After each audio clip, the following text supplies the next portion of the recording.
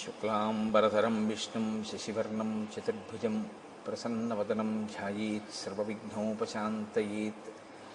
గురుర్బ్రహ్మా గురుర్విష్ణుః గురుర్దేవో మహేశ్వరః గురుస్సాక్షాత్ పరబ్రహ్మ తస్మై శ్రీగురవై నమః. వ్యాసాయ విష్ణురూపాయ వ్యాసరూపాయ విష్ణవే నమో వై బ్రహ్మనిధయే వాసిష్ఠాయ నమో నమః. కూజంతం రామ రామేతి మధురం మధురాక్షరం ఆరుహ్య కవితాశాఖాం వందే వాల్మీకికోకిలం. శ్రుతిస్మృతిపురాణానాం ఆలయం కరుణాలయం నమామి భగవత్పాదశంకరం లోకశంకరం. వాగర్ధావివ సంపృక్తౌ వాగర్ధప్రతిపత్తయే జగతః పితరౌ వందే పార్వతీపరమేశ్వరౌ.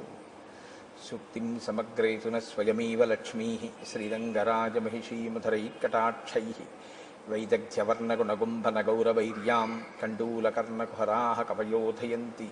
హైమోర్ధ్వపుండ్రమజహన్మకుటం సునాసం మందస్మితం మకరకుండలచారుగండం బింబాధరం బహుళదీర్ఘకృపాకటాక్షం శ్రీవేంకటేశముఖమాత్మనిసన్నిధత్తాం. మనోజవం మరుతతుల్యవేగం జితేంద్రియం బుద్ధిమతాం వరిష్టం వాతాత్మజం వనరయూధముఖ్యం శ్రీరామదూతం శిరసా నమామి. ఆపదామపహర్తారం దాతారం సర్వసంపదాం లోకాభిరామం శ్రీరామం భూయో భూయో నమామ్యహం. సింధూరారుణవిగ్రహాం త్రినయనాం మాణిక్యమౌళిస్ఫురత్తారానాయకశేఖరాం స్మితముఖీం ఆపీనవక్షోరుహాం పాణిభ్యాం అళిపూర్ణరత్నచషకం రక్తోత్పలం బిభ్రతీం సౌమ్యాం రత్నఘటస్థరక్తచరణాం ధ్యాయేత్ పరేదంబికాం. హరి ఓం. పరమేశ్వర స్వరూపమైన సభకి నమస్కారం.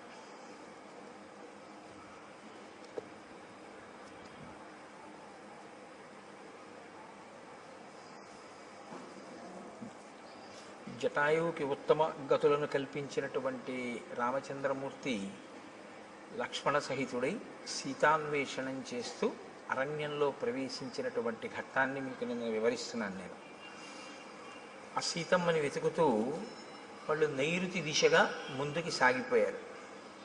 దండకారణ్యం నుంచి 3 క్రోసుల దూరం ప్రయాణించి క్రౌంచారణ్యము అనేటటువంటి అరణ్యంలోకి చేరుకున్నారు. ఒక అరణ్యం కన్నా ఒక అరణ్యం దారుణమైనటువంటి స్థితి. దారుణము అంటే మనుష్యులు తిరగడానికి యోగ్యమైనటువంటి అరణ్యములు కావు.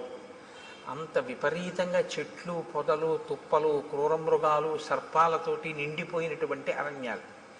ఆ సీతమ్మ తల్లిని అన్వేషిస్తూ వాళ్ళు ఆ క్రౌంచారణ్యంలోకి ప్రవేశించారు. ఆ క్రౌంచారణ్యం నుంచి మళ్ళీ 3 క్రోసుల దూరం ప్రయాణం చేసి మతంగ మహర్షి ఆశ్రమానికి క్రౌంచారణ్యం యొక్క చివరి భాగానికి మధ్యలో ఉన్నటువంటి వేరొక వనంలోకి ప్రవేశించారు. ఆ వనం చాలా మృగపక్షి సంకీర్ణమై ఉంది. చీకటిగా ఉన్నటువంటి అరణ్యం. అక్కడ వాళ్ళకు ఒక పెద్ద గుహ ఒకటి కనపడింది. ఆ గుహ సమీపంలోకి వెడితే గాఢాంధకారంతో కూడుకున్నటువంటి ఆ గుహ ముందు ఒక రాక్షసి ఒక ఆమె నిలబడి ఉంది. భయదామల్పసత్వానాం భీభత్సాం రౌద్రదర్శనాం లంబోదరీం తీక్ష్ణదంష్ట్రాం కరాళాం పరుషత్వచం. వాల్మీకి మహర్షి రచన ఆ శ్లోకాలు అద్భుతంగా ఉంటాయి. ఆయన అంటారు, భయదాం అల్పసత్వానాం. అల్పసత్వము అంటే తక్కువ బలం కలిగినటువంటి వాళ్ళకి. తక్కువ బలం కలిగినటువంటి వాళ్ళకి ఆవిడ భయంకరమైనది. అంటే అది ఆవిడ స్వభావం. తనకన్నా కొంచెం తక్కువ బలం ఉన్న వాళ్ళు కనపడితే ఆవిడ వేధిస్తుంది, వాళ్ళని చాలా దుఃఖపెడుతుంది. ఎందుకని అంటే అది ఆవిడ సహజమైనటువంటి ప్రవృత్తి. తనకన్నా తక్కువ బలం వాళ్ళు కనపడితే ఆదరించడమో వాళ్ళని రక్షించడమో ఆవిడకు ఉండేటటువంటి లక్షణం కాదు. రాక్షసత్వము అంటే ఇంకేదో అని మీరేమనుకోక్కర్లేదు. కలియుగంలో ఒక పెద్ద విచిత్రం ఒకటి ఉంది. త్రేతాయుగం వాటిల్లో అయితే రాక్షసుల యొక్క ఉపాధులు తెలిసిపోయేవి. ఒక భయంకరమైనటువంటి శరీరం, ఏదో పెద్ద పొట్ట నోరు దంస్ట్రలు అవివి. కలియుగంలో బ్రహ్మగారు ఇచ్చినటువంటి వరం ఏమిటంటే రాక్షసుడెవరో మనుష్యుడెవరో తెలియదు, ప్రవృత్తి చేత తెలియాలి. కానీ తెలుసుకునే లోపలే ప్రమాదం వచ్చేస్తుంది. కనుక ఇప్పుడు ఆవిడ భయదాం అల్పసత్వానాం, తనకన్నా తక్కువ బలం ఉన్నటువంటి వారి పట్ల చాలా క్రోధంతో అవతల వారిని దుఃఖపెట్టేటట్టు ప్రవర్తిస్తుంది. అంటే తనకన్నా ఎక్కువ బలం ఉన్నవాళ్ళు కనపడితే తాను పారిపోతుంది. ఇది దాని అర్థం. అంటే ఆ జీవితానికి ఒక రుజువర్తన కానీ, ఆ జీవితానికి ఒక పంధా కానీ ఏమీ లేవు. మనకన్నా బలవంతుడు కనపడ్డాడు, వాడు మనకేదో ఇబ్బంది పెట్టాడు, పారిపోవడం. మనకన్నా తక్కువ బలం వాడు కనపడ్డాడు, వాడిని ఏడిపించడం. ఈ ఏడిపించేటప్పుడు సిగ్గేయదు, ఆ ఓడిపోయినప్పుడు సిగ్గేయదు. రెండు చోట్ల సిగ్గు లేకపోతే అవమానము ఇలాంటివి ఉండవు. ఎప్పుడూ ఉండేది ఏమిటి అంటే రెండు కాలముల యందు కూడా దుఃఖపెట్టే ప్రయత్నం ఉంటుంటుంది. ఆ ప్రయత్నంలో తను విజయం సాధిస్తే విజయం సాధిస్తుంది, విజయం సాధించకపోతే వెళ్ళిపోతుంటుంది. ఇక్కడ ఈవిడికి శూర్పణఖకి ఒక్క తేడా ఒకటి కనపడుతుంది. అరణ్యకాండలో మహర్షి ఇద్దరికి ముకుచెవులు కోయిస్తారు, ఆడ రాక్షసులకి. అందులో ఒకరు శూర్పణఖ, ఒకరు అయోముఖి. ఇద్దరు రాక్షసి అయినటువంటి వారే. కానీ ఒకరు పగ పెంచుకునే తత్వం ఉన్నవారు, ఒకరు పగ పెంచుకోకుండా అవకాశం దొరికితే ఏడిపిస్తారు, అవకాశం దొరకకపోతే పారిపోతారు. ఒక విధంగా చెప్పాలి అంటే ఒకరికన్నా ఒకరు ప్రమాదం తక్కువ అని కానీ, ఒకరికన్నా ఒకరు ప్రమాదం ఎక్కువ అని కానీ చెప్పడం కొంచెం కష్టం. ఎందుకంటే పగ పెంచుకునే స్వభావము ప్రమాదకరమే. పగ పెంచుకోకుండా తనకన్నా తక్కువ బలవంతుడు కనపడితే ఆ తక్కువ బలవంతుడిని నిగ్రహించడం కూడా ప్రమాదకరమే కదా. ఎక్కువ బలవంతులు కదా అని చెప్పి వచ్చి వాళ్ళకి ఏమైనా వాళ్ళు వచ్చి వీళ్ళని ఇబ్బంది పెడితే వాళ్ళు అప్పటికి పారిపోతారు. పారిపోయారని జాడ్యమో సమస్య వదిలిపోయినట్టు కాదు, మళ్ళీ వస్తూ ఉంటారు. ఎప్పుడు తెలుస్తుంది తనకన్నా అధిక బలవంతుడని? తను ఓడిపోతే ఏమైనా సిగ్గుంటుందా? ఏమీ ఉండదు, మళ్ళీ వెళ్ళిపోతుంది. మళ్ళీ ఎప్పుడు వస్తుంది? మళ్ళీ ఇంకోటి దొరికితే మళ్ళీ వస్తుంది. మళ్ళీ వాడు అధిక బలవంతుడైతే మళ్ళీ వెళ్ళిపోతుంది, తక్కువ బలవంతుడైతే ఇబ్బంది పెడుతుంది. అంటే ఆ మనస్తత్వం ఎటువంటిది అంటే దానికి మార్పు అన్నది కానీ, పాఠం నేర్చుకోవడం అన్నది కానీ ఏమీ ఉండదు. సమాజంలో తాను తిరుగుతూ సమాజంలో ఉండేటటువంటి వ్యక్తులతో తాను ప్రతిరోజు సమన్వయం అవుతూ కూడా తాను ఏ పాఠాన్ని తన జీవితంలో జరిగినటువంటి సంఘటనల నుంచి నేర్చుకోకుండా ఒకే రకమైన మోసపోసిన జీవితంతో బతికేస్తూ అవకాశం దొరికినప్పుడు నేను గొప్పవాణ్ణని, అవకాశం లేనప్పుడు తను తక్కువ వాణ్ణన్న బాధ లేకుండా పారిపోయేటటువంటి మనస్థితితో సరిపెట్టుకోగలిగినటువంటి స్థితి ఉన్నవాళ్ళు ఎవరైనా అయోముఖీ తత్వంలోకే వస్తారు. అంతకన్నా ఇంకా కొంచెం చెప్పడం కష్టం. మీకు సమాజంలో ఇటువంటి వాళ్ళు ఉండరని మీరు అనుకుంటున్నారా? చాలామంది ఉంటారు. బలవంతుడు కనపడితే ఓడిపోతారు, వాళ్ళకేం సిగ్గుండదు. నింత మన ఎదురుగుండా వాళ్ళకి జరిగిన అవమానానికి మనం సిగ్గుపడతాం. అరే నిజంగా రేపు ఎలా తలెత్తుకు తిరుగుతాడరా, ఎలా కనపడతాడరా, మళ్ళీ ఇంత అవమానం పొందాడు నిన్న. ఆయన తర్వాత రోజు పొద్దున్న ఎలా వస్తాడో తెలుసా? అసలు ఆ సంఘటనే జరగనట్టు వస్తాడు ఆయన. చాలామంది ఉంటారు ఇలాగా. అంటే పేర్లు పెట్టి చెప్పడం బాగుండదు, మీరు గ్రహించగలరు. ఉద్ధతితో ప్రవర్తిస్తారు, ఎక్కడో దెబ్బతింటారు. తిని సిగ్గుపడడం ఏమీ ఉండదు. మనకన్నా చాలా సంతోషంగా ఉంటాడు ఆయన. అదేంటి అవమానం పడ్డాడు కదా, నేను రాత్రి నిద్రపోన్నాడు పాపం కుమిలిపోతున్నాడేమో అని మీరు పలకరించడానికి వెళ్ళారనుకోండి, ఆయన మిమ్మల్ని ఎలా పలకరిస్తాడో తెలుసా? అంత బాధపడతాం ఎందుకో దానికి అంటాడు. మన అడుగుతాడు, బాధపడతాం ఎందుకు దానికి, అది పెద్ద విశేషమే ఉంది అంటాడు.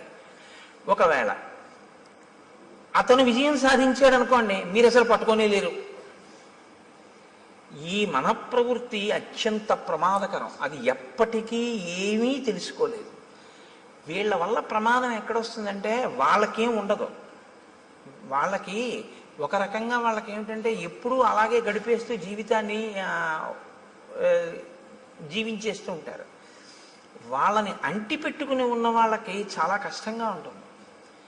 ఏంట్రా వీడికి మానవమానాలు లేవు, వీడితో ఉండడం.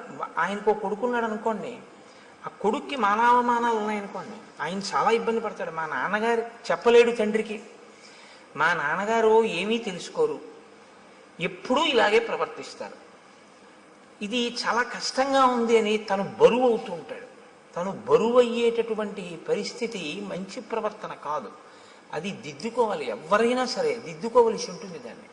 శ్రీరామాయణం కేవలం ఒక జరిగిపోయినటువంటి కథ అని మీరు వినాలి అనుకుంటే రామచంద్రమూర్తి ఒక నరుడిగా అవతారాన్ని స్వీకరించి ఈ పాత్రలన్నిటితోటి సమన్వయం కావలసినటువంటి అవసరం ఆయనకి లేదు. వాల్మీకి మహర్షి ఇన్నిటిని గ్రంథస్థం చెయ్యక్కర్లేదు. ఆయన కొన్ని వదిలిపెట్టేసేయచ్చు. అయోముఖి వృత్తాంతం మీరు విన్నప్పుడు పైకి ఎలా అనిపిస్తుందంటే కేవలం కథాభాగం కింద వింటే ఈ పాటి దానికి అసలు అరణ్యకాండలో ఈ స్థానం అవసరమా అనిపిస్తుంది. కానీ మీరు లోతుగా తరచి చూస్తే ఒక మనిషి తనని తాను దిద్దుకోవడానికి ఏవేవి అవసరమో అవన్నీ మనకి రామచంద్రమూర్తి చూపిస్తూ ఉంటారు. కాబట్టి ఇప్పుడు లంబోదరీం తీక్ష్ణదంష్ట్రాం కరాళాం పరుషత్వచం, ఆవిడ చాలా పెద్ద కడుపు కలిగినటువంటిది, పెద్ద పెద్ద కోరలు ఉన్నాయి, చాలా పరుషమైనటువంటి అంటే మందమైనటువంటి చర్మము కలిగినటువంటిది. ఇప్పుడు ఆవిడ ఏం చేస్తూ ఉంటుంది అంటే భక్షయంతీం మృగాన్ భీమాన్ వికటాం ముక్తమూర్ధజాం. ఆమె భయంకరమైన నవ్వు నవ్వుతూ కనపడినటువంటి మృగములు ఏం దొరికితే ఆ మృగముల్ని తింటూ ఉంటుంది. వికటమైనటువంటి నవ్వు నవ్వుతూ ఉంటుంది.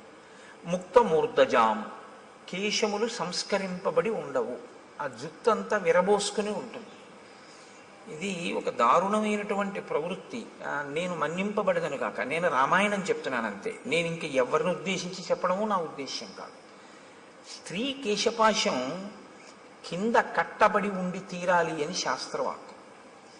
స్త్రీ కేశపాశం కింద కానీ చల్లుకుపోయి ఉంటే, విచ్చుకుపోయి ఉంటే అది దేశానికి కూడా అరిష్టం అని, అంతే, అంతకన్నా ఇంకా అక్కర్లేదు. కాబట్టి భక్షయంతి మృగాన్ భీమాన్ వికటాం ముక్తమూర్ధజాం, ఆమె జుత్తు చల్లుకుపోయి ఉంది, అదే రాక్షసీత్వము అన్న మాటకు అర్థం. అంటే తను బాగున్నానని తను అనుకుంటే చాలు, దానివల్ల ఆ అపచారం వల్ల ఇతరులు పోయినా తను పట్టించుకోక్కర్లేదు. అహం తయోముఖీ నామ లాభస్తే తమసి ప్రియ నాథ పర్వతకూటేషు నదీనాం పులినేషు చ ఆయుష్శేషమిమం వీర త్వం మయా సహరంసిసే. ఆవిడంటుంది నా పేరు అయోముఖి. ఆవిడ దృష్టి లక్ష్మణమూర్తి మీద పడింది, రామచంద్రమూర్తి మీద పడలేదు.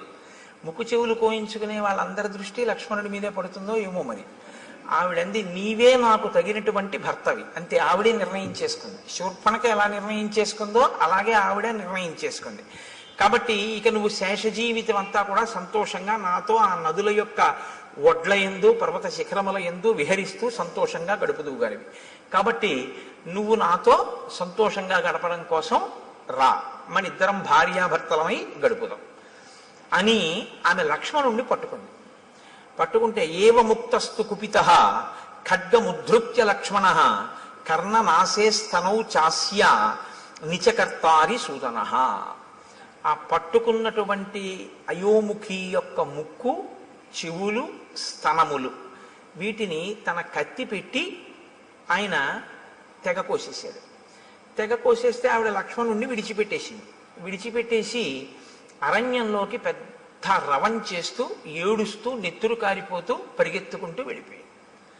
అంటే యుక్తాయుక్త విచక్షణ లేనటువంటి నడవడితో తను కామిస్తే చాలు, ఇతరుల యొక్క అభిప్రాయముతో సంబంధం లేకుండా బలవంతులు కనపడితే పరాభవింపబడి, బలహీనులైతే తననుకున్న కామాన్ని చెల్లించుకుంటూ జీవితం గడపగలిగినటువంటి నీచమైన ప్రవృత్తి కలిగినటువంటి స్థితిలో ఉన్న ఒక ప్రాణి.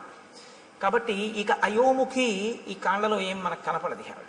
కాబట్టి ఆవిడ అలా ఏడుస్తూ వెళ్ళిపోయింది. ఎందుకు శ్రీరామాయణంలో ఈ పాత్ర కనపడింది అన్నదాన్ని మీరు గమనించవలసి ఉంటుంది. మొదట శూర్పణఖకి ముక్కు చెవులు తెగిపోతాయి, ఇక్కడ అయోముఖికి ముక్కు చెవులు తెగిపోతాయి. కానీ ముక్కు చెవులు తెగితే మనం ఉలిక్కి పడతాం. ఎందుకంటే శ్రీరామాయణంలో అరణ్యకాండ మొదట్లో ఒక ఆడదాని ముక్కు చెవులు ఇలా కామంతో వస్తేనే కోసిన కారణానికి సీతాపహరణం జరిగింది. ఇప్పుడు మళ్ళీ కోశాడు, ఏమవుతుందో అని అనిపిస్తుంది. కానీ ఏమవదు, అయోముఖి వెళ్ళిపోయింది. కాబట్టి ఈ రెండిటి మధ్యలో ఉండేటటువంటి తేడాని మీరు గమనించవచ్చు. ఆవిడది పగ, ఈవిడిది పగా ప్రతీకారము పెంచుకుని సాధించేటటువంటి మనస్తత్వం కాదు. లక్ష్మణస్తు మహాతేజా సత్వవాన్ శీలవాన్ శుచి అబ్రవీత్ ప్రాంజలిర్వాక్యం భ్రాతరం దీప్త తేజసం. మీరు శ్రీరామాయణాన్ని చదివేటప్పుడు చాలా ధర్మ సూక్ష్మములను గ్రహించవలసి ఉంటుంది. చాలా అందంగా ఉంటుంది రామాయణం. అందుకే రామాయణం జీర్ణమైతే అన్నగారిని గౌరవించే తమ్ముడు కనపడితే మీకు ఒంట్లో పులకింత వస్తుంది. లక్ష్మణస్తు మహాతేజాహ సత్వవాన్ శీలవాన్ శుచి.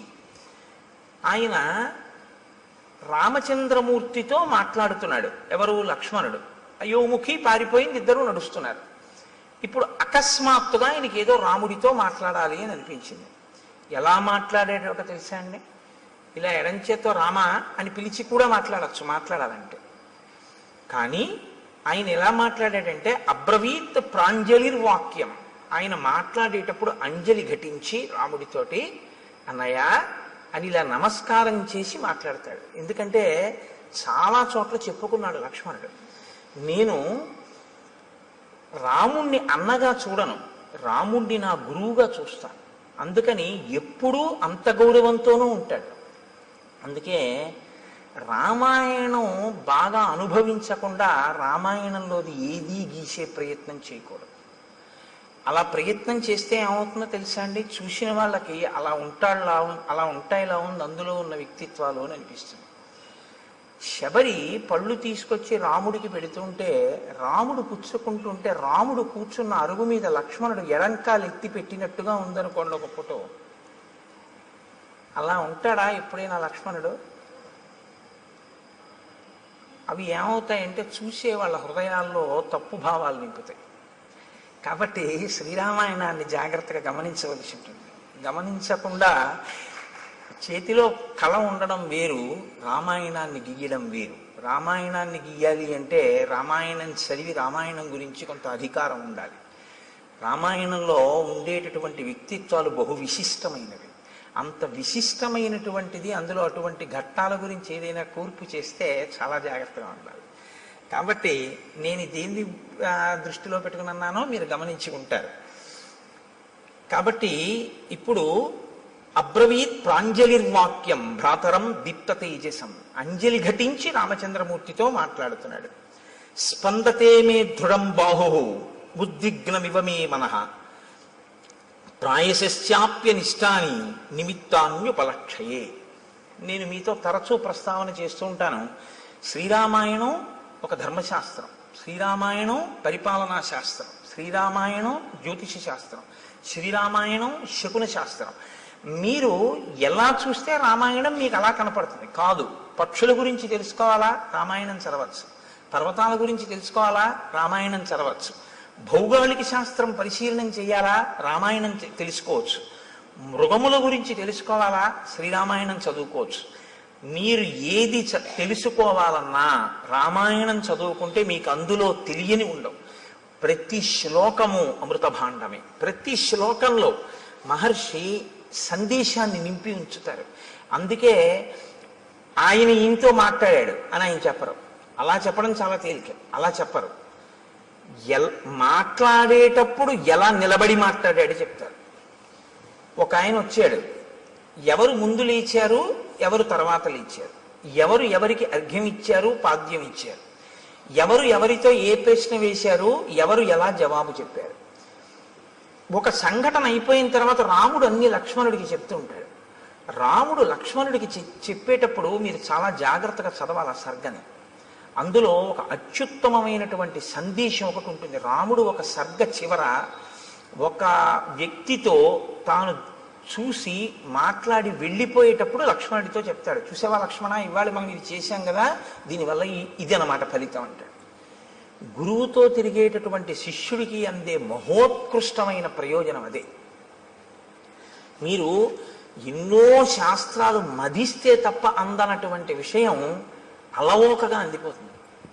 ఎందుచేతనంటే ఆయన అనుభవించి ఉన్నాడు, ఆయన చదివి ఉన్నాడు, ఆయన మీకు అలా అందించేస్తుంటాడు. ఆయన నడవడిని మీరు గమనిస్తుంటే చాలు మీకు అవన్నీ అందిపోతుంటాయి, చాలా తేలిగ్గా అందిపోతుంటాయి. ఇది ఒక గురువు వెనకాతలో ఉండేటటువంటి శిష్యుడికి ఎలా ఉంటుందో, ప్రాజ్ఞుడైన అన్నగారిని గురువుగా భావించి వెడుతున్నటువంటి లక్ష్మణుడికి అందుతున్న ఐశ్వర్యం అది. అది తరిగిపోని చెరిగిపోని ఐశ్వర్యం. అందుకే రాముడితో కలిసి ఉండడమే ఆయన ఐశ్వర్యం. అందుచేత లక్ష్మణుడు అయ్యాడు. కాబట్టి చూడండి, ఇప్పుడు ఆయన అంటున్నాడు స్పందతే మే దృఢం బాహు. అన్నయ్య, నా భుజం అదురుతోంది, ఎడం భుజం. ఎడమ భుజం పురుషుడికి అదిరితే అది అశుభ సూచన, ఏదో దుర్నిమిత్తము, జరగకూడనిది జరుగుతోంది అని. ఉద్విగ్నమివ మే మనః, నిష్కారణంగా నా మనసు తుట్రుపడుతోంది, తత్తరపడుతోంది. ఎందుకు? ఉద్విగ్నతకి లోనవుతున్నాను.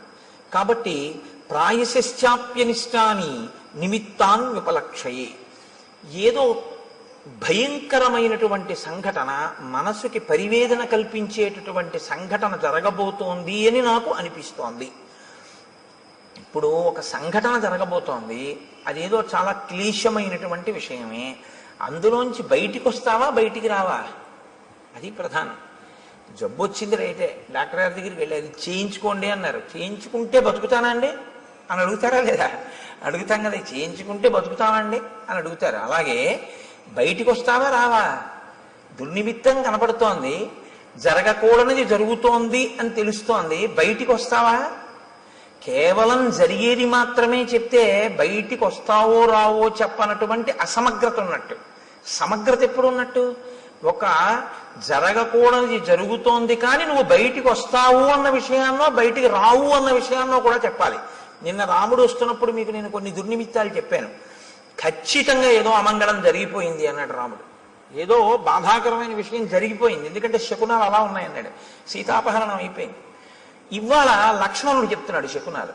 ఇవాళ లక్ష్మణుడు చెప్పేటప్పుడు భయంకరమైనది జరుగుతుంది కానీ పైకి వస్తా ఉంటాడు. ఎందుకు పైకి వస్తారో ఇప్పుడు శకునం ఇంకొకటి చెప్తాడు.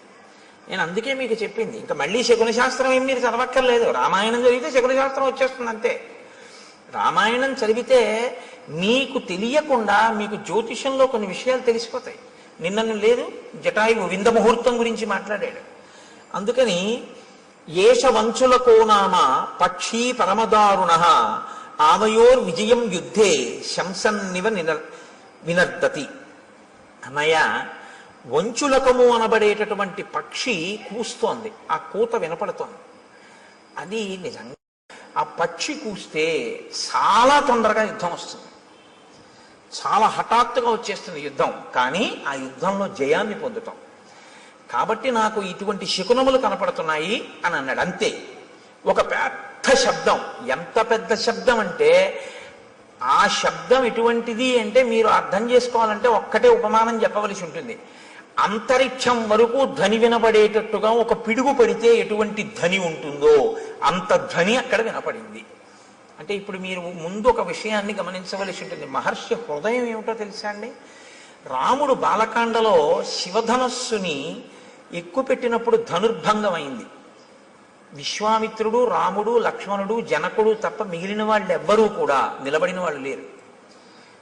శబ్దము అనేటటువంటిది సామాన్యమైంది కాదు. శబ్దము వేరు, ధ్వని వేరు. మీరు ఈ రెండిటికి తేడా తెలుసుకోవాలి. శబ్దము అర్థ ప్రతిపాదకము. శబ్దం ఎప్పుడూ కూడా అర్థంతో ఉంటుంది. ధ్వని అర్థ ప్రతిపాదకము కాదు. ధ్వని రాపిడి వలన రావాలని నియమం లేదు. శబ్దము రాపిడి వలన వస్తుంది. ఎప్పుడైనా అంతే. శబ్దములన్నీ కూడా అర్థ ప్రతిపాదకములో లేదా మనస్సుకి సుఖదాయకములో అయి ఉంటాయి. అందుకే ఘర్షణ చేత పుడతాయి. నేను మీకు ఒక ఉదాహరణ చెప్పాలంటే, ఇప్పుడు నేను చెప్తున్న దాన్ని శబ్దము అని అనవలసి ఉంటుంది. ఎందుకంటే నా మూలాధార చక్రం దగ్గర నుంచి లాగబడినటువంటి వాయువు అనేక చక్రాలకి తగులుతూ పైకి వస్తుంది. పైకి వచ్చేటప్పుడు ఒరిపిడి చెందుతుంది, రాసుకుంటుంది. చిట్ట చివర నా యొక్క ఆ స్వరపేటిక దగ్గరికి వచ్చేటప్పటికి ఆ వాయువు బాగా రాపిడి చెంది ఉరుసుకుని అక్షరములుగా, పదములుగా, వాక్యములుగా మారి నా నోటి వెంట బయటికి వస్తుంటుంది. ఉరిపిడి చేత పైకి వస్తుంది. నేను ఒక వైలిన్ వాయించాను అనుకోండి, చేతితో ఒక తాడు ఉన్నటువంటి పరికరం లాంటి దాన్ని పట్టుకుని తీగల మీద లాగితే ఆ ఒరిపిడికి ధ్వని వస్తుంది. ఒక వీణని గోటితో పెనగితే ధ్వని వస్తుంది. అలా మీకు ఎప్పుడైనా సరే ఒరిపిడి వలన వస్తే, అంటే ఘర్షణ వలన పుడితే దాన్ని శబ్దము అంటారు. ఇప్పుడు ఆ శబ్దం ఏం చేస్తుంది? అందుకే వేదరాశికి శబ్దరాశి అని పేరు. అర్థ ప్రతిపాదకమై దానికి ఏదో ఒక ప్రయోజనం ఉంటుంది. ప్రయోజనం లేనిది అనుకోండి, దానికి ఏమిటి అంటే మీరు చెప్పలేరు అనుకున్నప్పుడు దాన్ని శబ్దం అనకూడదు, ధ్వని అనాలి. పిల్లాడు ఆడుకుంటూ ఉంగా అన్నాడు అనుకోండి, దానికి అర్థం ఏంటి చెప్పండి అన్నారు అనుకోండి, ఏం చెప్తారు? ఉంగా అన్నాడు పిల్లాడు, చంటి పిల్లాడు. ఏమైనా నువ్వు రామాయణం చెప్పావు కదా, దీనికి అర్థం చెప్పన్నారు అనుకోండి, ఎవరు చెప్తారు దానికి? అప్పుడు దాన్ని ఏమనాలంటే ధ్వని అన్నారు. అంటే దానికి ఒక అర్థం ఏమి ఉండదు. అర్థం లేకుండా చేయబడేటటువంటిది ఏది ఉంటుందో దానికి మీరు ఏ అర్థము చెప్పడం కుదరదో వాటికి ధ్వనులని పేరు. కాబట్టి ఇప్పుడు ఏర్పడినది శబ్దమా ధ్వన అంటే యథార్థమునకు పెద్ద ధ్వని అని మీరు అనవలసి ఉంటుంది. ఎందుకంటే దానికి ఒక అర్థం లేదు. కానీ ఒక పిడుగు నేల మీద పడితే ఆ శబ్దము, ఆ ధ్వని అంతరిక్షం వరకు వినపడితే ఎంత ధ్వని ఉంటుందో అంత ధ్వని ఉంది. ధ్వనికి ఉండేటటువంటి లక్షణం ఏమిటో తెలుసా అండి? ధ్వనికి కానివ్వండి, శబ్దమునకు కానివ్వండి, ప్రాణాలు పొయ్యగలదు, ప్రాణాలు తీయగలదు. ఈ రెండు ఉంటాయి. ఎందుకో తెలుసా అండి? ఒక్కొక్కసారి ప్రాణం పోస్తుంది, ఒక్కొక్కసారి ప్రాణం తీసేస్తుంది. మీరు చూడండి, నిశ్చేష్టుడైపోయాడు అనుకోండి ఎవరో, మీరు వెళ్ళి ఏ తప్పట్లు కొట్టడమో ఏదో చేస్తే స్పృహలోకి వస్తారు, తీసుకొస్తుంది, దానికి ఆ శక్తి ఉంటుంది. శబ్దము మిమ్మల్ని జ్ఞానవంతుల్ని చేస్తుంది. లేకపోతే వినడం ఎందుకండి? వినడం వల్ల ఏదో మీకు తెలుస్తుందని కదా వింటూ ఉంటారు. అదే శబ్దము చాలా తీవ్ర స్థాయిలో వచ్చిందనుకోండి, మనిషి ప్రాణం వదిలిపెట్టేస్తుంది.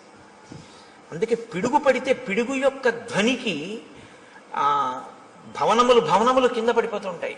అక్కడ ఉన్నటువంటి జీవరాశి, చెట్లు కూడా నేల కొరిగిపోతాయి. ఎందుకని అంటే ఆ శబ్ద ప్రకంపనలు, ధ్వని ప్రకంపనల యందు శక్తి తరంగములు ఉంటాయి. దీన్ని మొట్టమొదట ప్రతిపాదించిన వాళ్ళు ఎవరంటే, భారతదేశంలో ఆర్షధర్మంలో ఋషులు ప్రతిపాదించి కదలిక ఉన్న ప్రతిదాన్ని శక్తి స్వరూపంగా భావన చేశారు మన వాళ్ళు.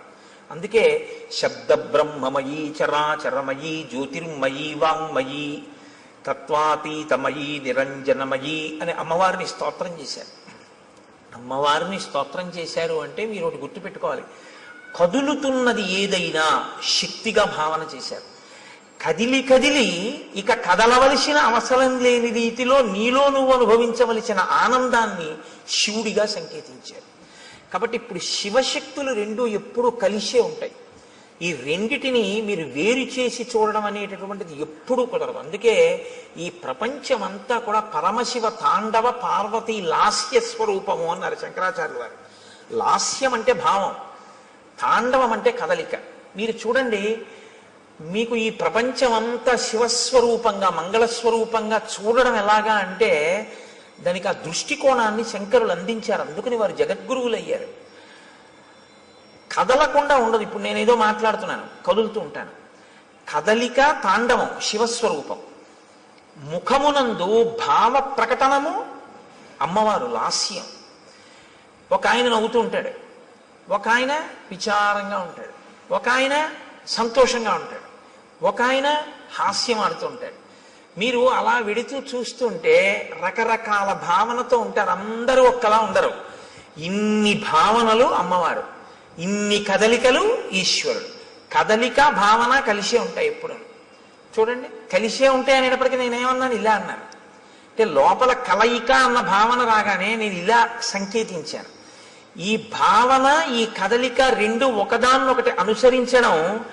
వాగర్ధావివ సంపృక్తౌ వాగర్ధ ప్రతిపత్తయే జగత పితరౌ వందే పార్వతీ పరమేశ్వరౌ. వాళ్ళిద్దరి స్వరూపమై ఈ జగత్తంతా ఉందయా. పార్వతీ పరమేశ్వరులు ఈ లోకమంతా నిండి ఉన్నారు. నువ్వు అలా చూడగలిగితే జగత్ తాండవ లాస్య స్వరూపము అని. కాబట్టి దాన్ని వాల్మీకి మహర్షి ఎందుకండి అంత గొప్పగా ఆ విషయం కూడా మాట్లాడడం అంటే, అది ఇంకొకడు వింటే చచ్చుండివాడు. తట్టుకోగలిగారు అంటే ఇప్పుడు దాని మూలస్థానమును కూడా ఛేదించగలిగినటువంటి పరాక్రమవంతులు. చెవికే అంత బలం ఉంటే చేతులకి ఎంత బలం ఉండాలి? కాబట్టి ఇప్పుడు మూలస్థానాన్ని ఛేదించగలరు. ఇది రామచంద్రమూర్తి యొక్క, లక్ష్మణుని యొక్క వీర్యము, పరాక్రమము. మీతో నేను చాలా మార్లు మనవి చేస్తున్నాను, వీర్యం అన్న మాటకు అర్థం అదే. ఎదుట వస్తున్నటువంటి ఎదిరింపునకు లేదా తనతో తలపడుతున్నటువంటి స్థితిలో ఉన్న ఎదురుగుండా కనపడుతున్నటువంటి ప్రతిద్వంద్వి యందు లోపల తాను చెక్కు చెదరక ఎదుటివాడిని చెక్కు చెదిరిపోయేటట్టు చెయ్యగలిగినటువంటి ప్రజ్ఞకి వీర్యమని పేరు. ఇది లోపల నిబిడీకృతమై ఉంటే పరాక్రమం అని పేరు. కాబట్టి ఇప్పుడు ఈ వీర్య పరాక్రమములు ఉన్నవారు కాబట్టి అందుకని అడిగారు వాల్మీకి మహర్షి, కోన్వస్మిన్ సంప్రదంలోకే గుణవాన్ కశ్చ వీర్యవాన్ ధర్మజ్ఞశ్చ కృతజ్ఞశ్చ సత్యవాక్యో దృఢవ్రతః చారిత్ర్యేణ చ కోయుక్తః సర్వభూతేషు కోహిత విద్వాన్ కః కస్సమర్థశ్చ కశ్చైక ప్రియదర్శనః ఆత్మవాన్ కో జితక్రోధో ద్యుతిమాన్ కో ననసూయక. ఇన్ని ప్రశ్నలు వేయడానికి కారణం అదే. కాబట్టి ఇప్పుడు వారు ఆ ధనిని విని వాళ్ళు ఏమనుకున్నారంటే ఇంత పెద్ద ధని ఎక్కడి నుంచి వచ్చింది అని ఆశ్చర్యపోయారు. వారు ఆశ్చర్యపోయే లోపలే వారికి ఎదురుగుండా ఒక స్వరూపం ఒకటి కనపడింది, ఒక పెద్ద ఆకారం ఒకటి కనపడింది. ఆకారము అన్న మాట నేను ఎందుకు అనవలసి ఉంటుందంటే, చూడగానే గుర్తుపట్టగలిగితే ఇది బలానా అని గుర్తుపట్టగలిగారు అనుకోండి, మీ ప్రజ్ఞకు అందుతోంది అని గుర్తు. ఇలా చూస్తే మనిషి అన్నాను అనుకోండి, నా ప్రజ్ఞకు అందింది. జింక నా ప్రజ్ఞకు అందింది, లేడి నా ప్రజ్ఞకు అందింది, సర్పము నా ప్రజ్ఞకు అందింది. అసలు అటువంటి రూపు లోకంలో ఎక్కడా వర్ణింపబడలేదు, తాను చూడలేదు. నేను చూడకపోవచ్చు కానీ విన్నాను అనుకోండి తెలుస్తుంది. ఒక హంస నేను చూడలేదు కానీ హంస కనపడింది, ఇది హంస అనుకుంటానండి అంటాను. మళ్ళీ ఇదో విచిత్రం తెలుసా అండి, నామం ఉంటే రూపం ఉంటుంది, రూపం ఉంటే నామం ఉంటుంది, నామం రూపం కలిస్తే మాయ అవుతుంది. అదే విచిత్రం. శంకర భగవత్పాదుల యొక్క ప్రతిపాదన అంతా దీని మీదే ఆధారపడింది. నామం ఉంటే రూపం ఉంటుంది, రూపం ఉంటే నామం ఉంటుంది. కోటేశ్వరరావు గారు అన్నారనుకోండి, మీకు వెంటనే నా రూపం మీ మనసులో అలా లీలగా కదులుతుంది. చూస్తున్నారుగా చాలా రోజుల నుంచి. కోటేశ్వరరావు అనబడేటప్పటికీ నేను ఇలా వస్తూ ఉంటే ఆ కోటేశ్వరరావు వస్తున్నారు అంటారు. అంటే నా రూపాన్ని నామంతో గుర్తిస్తారు. అలా ఇంకోళ్ళు వస్తున్నారు అనుకోండి, కోటేశ్వరరావు వచ్చారా అండి అన్నారనుకోండి ఎవరైనా కొత్త వాళ్ళ, ఆయన కాదండి రాలేదంటారు. నామము రూపము పక్క పక్కనే ఉంటే కుండ అన్నాను అనుకోండి, కుండ ఎలా ఉంటుందో మీకు వెంటనే మనసు చూపిస్తుంది, ప్రొజెక్ట్ చేస్తుంది. అసలు నిజానికి మీరు పెట్టిన పేరు మీరు చూపించిన పదార్థము రెండు అసత్యాలు. దాన్ని కుండ అనకుండా కర్ర అని కొత్తగా పేరెడుతున్నానన్నా దానికి ఏం అభ్యంతరం ఏమి ఉండదు. రెండు, అది మట్టి యొక్క వికారం, అది అసలు నిజానికి దాని సత్యం అది కాదు. సరే, ఇప్పుడు నేను మళ్ళీ శాంకర సిద్ధాంతం మాయాది కాదు కానీ నామరూపములు అదొక గమ్మత్తు. కాబట్టి మనసుకి ఉండేటటువంటి పరిమితి ఏమిటంటే, తను వినన్నా ఉండాలి, తను చూసన్నా ఉండాలి. విని కాని చూసి కాని ఉంటే ప్రాణిని గుర్తిస్తుంది. ఇప్పుడు రామలక్ష్మణులు ఇద్దరు ఏమిటి అలా ఉన్నాడన్నారు అనుకోండి, రామలక్ష్మణులు కూడా ఎన్నడూ ఊహించలేదన్నమాట. అటువంటి ప్రాణి ఒకటి లోకంలో ఉంటుంది అని రామలక్ష్మణులు ఊహించలేదు. వీళ్ళిద్దరు ఎటువంటి వాళ్ళు, వంచులకము కూస్తోందని చెప్పగలిగిన వాళ్ళు. పిట్టరుపుకి మనం ఎంత తేలిగ్గా చెప్తామో కాకెరుస్తోందని రామలక్ష్మణులు అరణ్యంలో పిట్టల కూటలు అంత బాగా చెప్తారు. అన్ని మృగాలు చెప్తారు వాళ్ళు. అటువంటి వాళ్ళు ఆ ఎదురుగుండా ఉన్న ప్రాణిని గుర్తించలేకపోయారు. ఇది విరూపము అన్న పేరు. అంటే అసలు ఎవరు ఊహించనంత వికృతంగా ఉంటుంది. కాబట్టి ఇప్పుడు అది మనసుకి ఖేదము కల్పించవచ్చు, ఒక్కొక్కసారి ఉల్లాసమును కల్పించవచ్చు, రంజకత్వం ఉంటే అందులో. కాబట్టి ఇప్పుడు వాళ్ళిద్దరూ దూరంగా ఉన్న ప్రాణి వంక చూశారు. వెంటనే మహర్షి ఏం చేస్తారంటే దాన్ని ముక్కలు కింద విరవకుండా చూపించేస్తారు. అది ప్రజ్ఞ, కవి యొక్క ప్రజ్ఞ మీరు చూడాలి. ఎందుకో తెలుసా అండి, ఆయన రాముడి కళ్ళల్లోంచి ఘంటం కదులుతుంది. ఇప్పుడు రాముడు చూస్తున్నాడు, రాముడు చూసేటప్పుడు ఆ చూపు చకచక చకచక నడిచేస్తుంది. అంతే, ఎలా చూశాడు అన్నది పైనుంచి కింద వరకు ఆ ప్రాణి ఎంత విచిత్రంగా ఉందో చూస్తారు. అంతేగాని సగం చెప్పి మళ్ళీ ఎటో చూసి చెట్టు చెప్పి మళ్ళీ ఇది చెప్పి అలా ఉండదు. ఆ రచనలో ప్రజ్ఞ. వాల్మీకి మహర్షి ఘంటం రాముడి కన్నులను బట్టి కదులుతోంది. ఇప్పుడు ఆయన రాముడిలో ప్రకాయ ప్రవేశం చేసి ఆ ఎదురుగుండా ఉన్నటువంటి రాక్షసుణ్ణి చూసి ఘంటాన్ని కదుపుతున్నారు. మీరు శ్రీరామాయణాన్ని బహుభంగిమల చూడవలసి ఉంటుంది. ఎందుకంటే వాల్మీకి మహర్షి తరువాత కవులకు ఆదర్శం అయ్యారు. కాళిదాసాది మహాకవులు కూడా వాల్మీకి మహర్షినే అనుసరించారు. కాబట్టి వివృద్ధం అశిరోగ్రీవం కబంధముదరే ముఖం అగ్నిజ్వాలానికాశేన లలాటస్థేన దీప్యత మహాపక్ష్మేణ పింగేన విపులేనాయతేన చ ఏకేనోరసి ఘోరేణ నయనే నాశుదర్శిన మహాదంస్ట్రోపపన్నం తల్లేలిహాసం మహాముఖం భక్షయంతం మహాఘోరాన్ రోక్ష సింహ మృగద్విపాన్ ఘోరౌ భుజౌ నికుర్వాణం ఉభౌ యోజనమాయతౌ. ఆయన ఘోరే భుజౌ వికుర్వాణం. ఆ ఉన్నటువంటి ఎదురుగుండా ఉన్న ప్రాణి ఎలా ఉన్నాడంటే తల లేదు. తల లేకపోతే బీభత్సంగా ఉంటుంది. అది ఆ ప్రాణి ఏం చేస్తుందంటే మీకు బీభత్స రసాన్ని ఉద్భుతం చేస్తుంది మా లోపల నుంచి. ఎదురుగుండా ఉన్న ప్రాణి తలకాయతో ఉందనుకోండి పర్వాలేదు, ఓ చెయ్యి లేకపోతే మీరు చూడడం కొంచెం తేలిక, ఒక కాలు పోతే మీరు చూడడం తేలిక, తల లేకపోతే మీరు వెంటనే అంటారంటే అయ్య బాబోయ్ అంటారు, చూడలేరు. ఇప్పుడు ఆ ఎదురుగుండా కనపడుతున్న ప్రాణికి తలకాయ లేదు, ఆ ప్రాణికి కాళ్ళు లేవు. తలకాయి లేదు, కాళ్ళు లేవు. పోనీ తలకాయి కాళ్ళు లేకుండా అలా ఉందా ప్రాణి? అలా లేదు. అదొక విచిత్రమైనటువంటి స్థితిలో ఉంది. అశిరోగ్రీవం, దానికి కంఠము లేదు, తలకాయి లేదు. కానీ కబంధముదరే ముఖం, ఇక్కడ పొట్ట దగ్గర ఉంది ముఖంలాగా. ఈ ఛాతీ మీద లలాట భాగం ఉంది, ఇక్కడ ఉంగురుంది. ఈ కింద ఒక పెద్ద కన్ను ఉంది, ఆ కన్ను మీద ఒక పెద్ద రెప్ప ఉంది. ఆ రెప్పకి పచ్చటి వెంట్రుకలు పొడుగ్గా ఉన్నాయి. ఆ కన్ను ఎత్తి చూస్తే అగ్ని జ్వాల ఎలా ఉంటుందో అలా ఉంది ఆ కన్ను, ఎర్రగా. అటువంటి కన్ను ఇక్కడ పెట్టుకుని ఉంది ఆ ప్రాణి. ఇక్కడ గుండెల మీదకు ఉంది. పొట్ట మీద నోరుంది దానికి. దానికి కాళ్ళు లేవు కాబట్టి అది కదలలేదు, అది అలా కూర్చుని ఉంది. కానీ దానికి యోజనం దూరం వరకు వెళ్ళగలిగినటువంటి దీర్ఘబాహువులు ఉన్నాయి.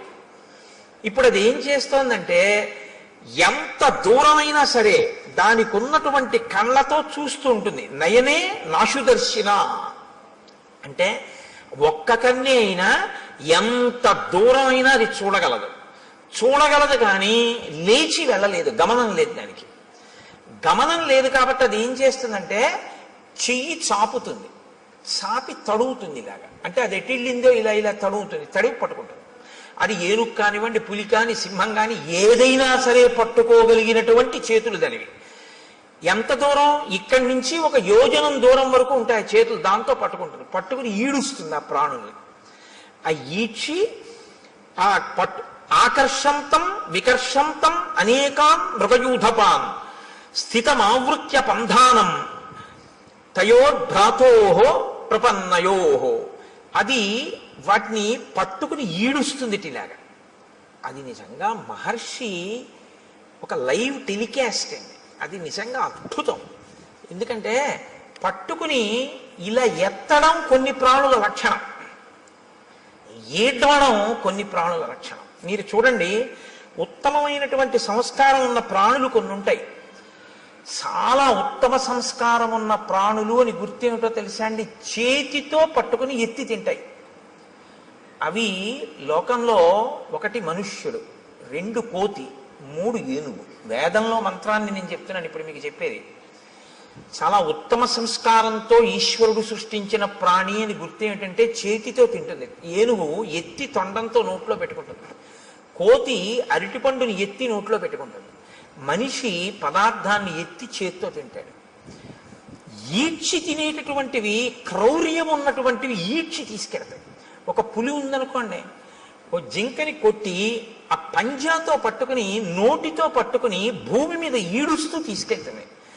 ఈడ్చి తీసుకెళ్ళి అది నెత్తురోడిపోతూ బాధపడిపోతూ ఆ దెబ్బకి నెత్తురోడిపోయి అరుస్తుంటే ఈడ్చుకుంటూ తీసుకెళ్ళి కింద పెట్టి తన పంజా కింద తొక్కి పెట్టి నోటితో పీకుతుంది మాంసఖండాన్ని. అది క్రౌర్యానికి పరాకాష్ట. సాత్విక బుద్ధికి పరాకాష్ట ఏమిటంటే చేతితో ఎత్తి తినడం అనేటటువంటి అలవాటు ఉంటుంది. మహర్షి అంటున్నారు ఆకర్షంతం వికర్షంతం, పట్టి ఈడుస్తాడు అన్నాడు. అక్కడ పట్టి అలా ఎత్తి ఇలా తేడు, ఇలా ఈడుస్తూ ఉంటాడు. ఎందుకనంటే ఈడ్చడంలో ఉంది ఆ పైశాచిక భావన, ఆ క్రౌర్యం ఉంది అందులో. అంటే అసలు ఉండడమే విచిత్రం, ఆ తినడమూ విచిత్రం. అంటే ఎంత క్రౌర్యం కలిగినటువంటి ప్రాణో, ఎంత విచిత్రమైన ప్రాణో మీరు ఊహించవలసి ఉంటుంది. ఇంత ఘోరంగా అయినటువంటి స్వరూపం ఎలా వచ్చింది, ఎందుకు వచ్చిందన్న ఆలోచన ఒకటి మీకు వెంటనే రావాలి. ఇది చాలా ప్రధానం రామాయణంలో. అది ఎందుకు వచ్చింది అన్నది మీరు తెలుసుకుంటే అలా మనం రాకుండా ఉండడానికి అవకాశం దొరుకుతుంది కదా. అంతేకాని ఇప్పుడు దాని వంక చూశారు ఇద్దరు. చూసేటప్పటికి అది వీళ్ళిద్దరిని పట్టుకుని ఇద్దరిని ఈడ్చేసింది దగ్గరికి. ఈడ్చేసి మీరు నాకు ఈశ్వరుడు ఇచ్చిన ఆహారం తినేస్తానని నోట్లో పడేసుకోవాలి కదా. మనకైతే ఇక్కడ, దానికి ఇక్కడే. కాబట్టి ఆ ఈడ్చి తెచ్చి లోపల పడేసుకోవడానికి సిద్ధపడుతోంది. వెంటనే లక్ష్మణుడు అన్నాడు, అన్నయ్య దీన్ని మనం ఉపేక్షించకూడదు, ఈ ప్రాణిని మనం చంపకూడదు అన్నాడు.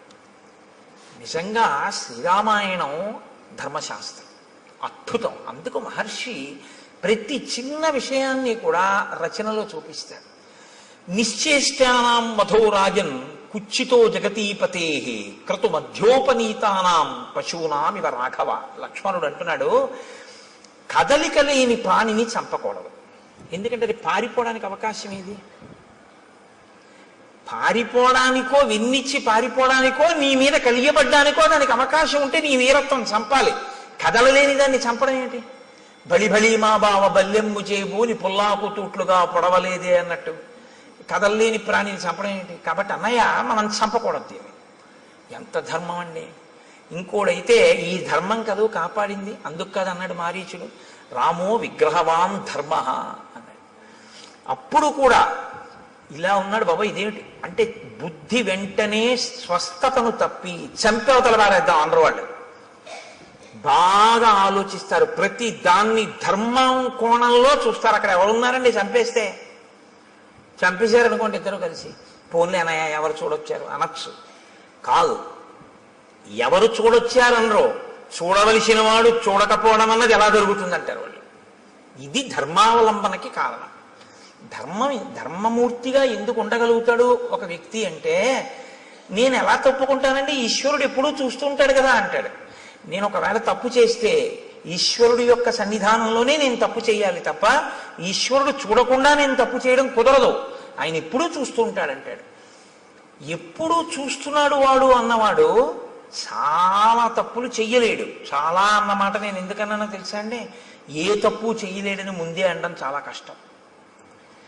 కొంత మార్పు అన్నది వస్తుంది ఎప్పుడంటే చాలా తప్పులు చేయలేడు, తర్వాత ఏ తప్పు చేయలేడు. కాబట్టి రాముడు ధర్మమూర్తిగా ఎందుకు ఉండగలడు ఎప్పుడు అంటే, ధర్మం అనేటటువంటిది తాను అనుష్ఠిస్తున్నానో లేదో అనేటటువంటిది వృక్షములు దేవతా స్వరూపంగా చూస్తున్నాయని రాముడు నమ్ముతాడు. మనం అంటే నాలాంటి వాడైతే ఏమంటాడంటే ఎవరు చూడొచ్చారంట. ఇదే తేడా. ఇది అలవాటు చేసుకోవడం ధర్మానికి పునాదిరాయి.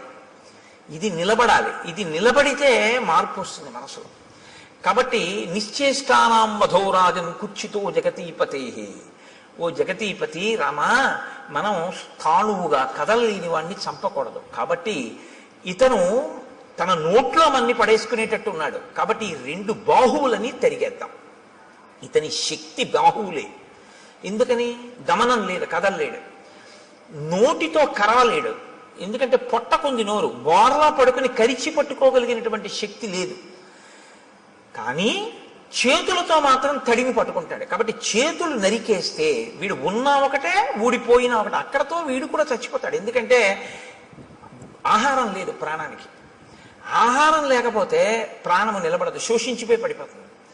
మనం చంపక్కర్లేదు, వీడి యొక్క బలం ఎక్కడుందో దాన్ని తుంచేద్దాం.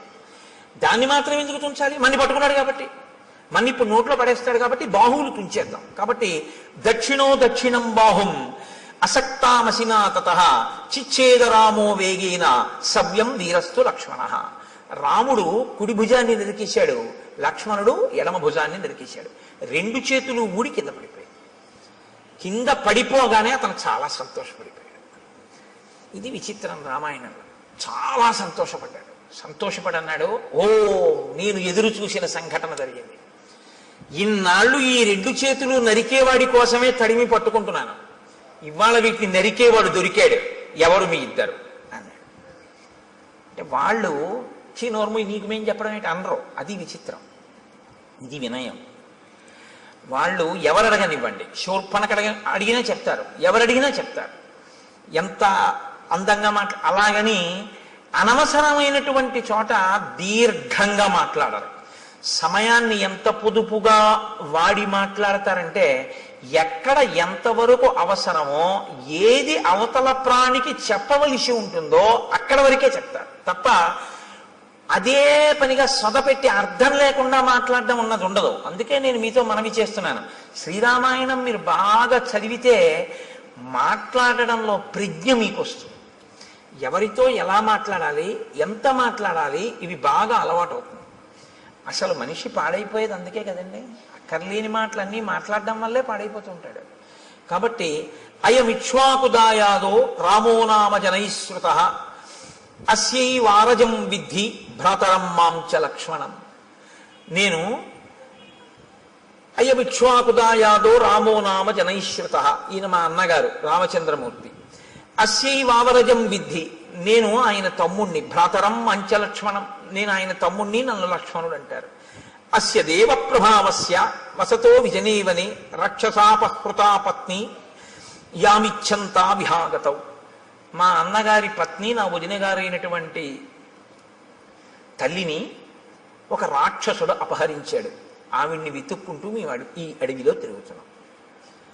నువ్వెందుకు ఇలా ఉన్నావు అని అడిగాడు. ఇప్పుడు తామెవరో సత్యం చెప్పి నువ్వెవరు, అంతేగాని కైకమ్మ, దశరథుడు, వరాలు అయిన చోట కాంచోట అన్ని చోట్ల వాళ్ళు మాట్లాడరు. ఇప్పుడు ఆయన అన్నాడు, పురారామ మహాబాహో మహాబల పరాక్రమ రూపమాసీన్మమాచింత్యం త్రిషు లోకేషు విశ్రుతం యథా సోమస్య శక్రస్య సూర్యస్య చ యథా వపుః. ఎంత అందంగా మాట్లాడాడు. రెండు చేతులు తెగిపోయిన తర్వాత అన్నాడు, రామా మహాబాహో, గొప్ప చేతులున్నవాడా, ఈ చేతులు నరికినవాడా, మహాబల పరాక్రమ, గొప్ప బలపరాక్రమములు ఉన్నవాడా, నేను ఒకప్పుడు చాలా అందమైనటువంటి వాణ్ణి. 3 లోకములలో నా అంత అందగాడు లేడు. యథా సోమస్య శక్రస్య, సోముడి అందం ఎటువంటిదో, శక్రుడు అంటే ఇంద్రుడి యొక్క అందం ఎటువంటిదో, సూర్యుని యొక్క తేజస్సు ఎటువంటిదో అటువంటి శరీరము కలిగినటువంటి వాణ్ణి నేను. అంటే శరీరమునకు అందము, శరీరమునకు కాంతి అన్నీ ఉన్నవాడు. అందుకని అటువంటి ఉపమానాలు వేశారు. ఆ తేజస్సు అవతల వారికి ఆహ్లాదాన్ని కల్పిస్తుంది. కాబట్టి సోముడు అంత అందమైన, అంత లావణ్యము, అంత కాంతి కలిగినటువంటి వాణ్ణి. ఇది నాకు ఈశ్వరుడు ఇచ్చినటువంటి బహుమానం. కాబట్టి నేనేం చేయాలి, ఈశ్వరుడు నీకేది ఇచ్చాడో దాంతో నువ్వు 10 మందిని సంతోషపెట్టాలి.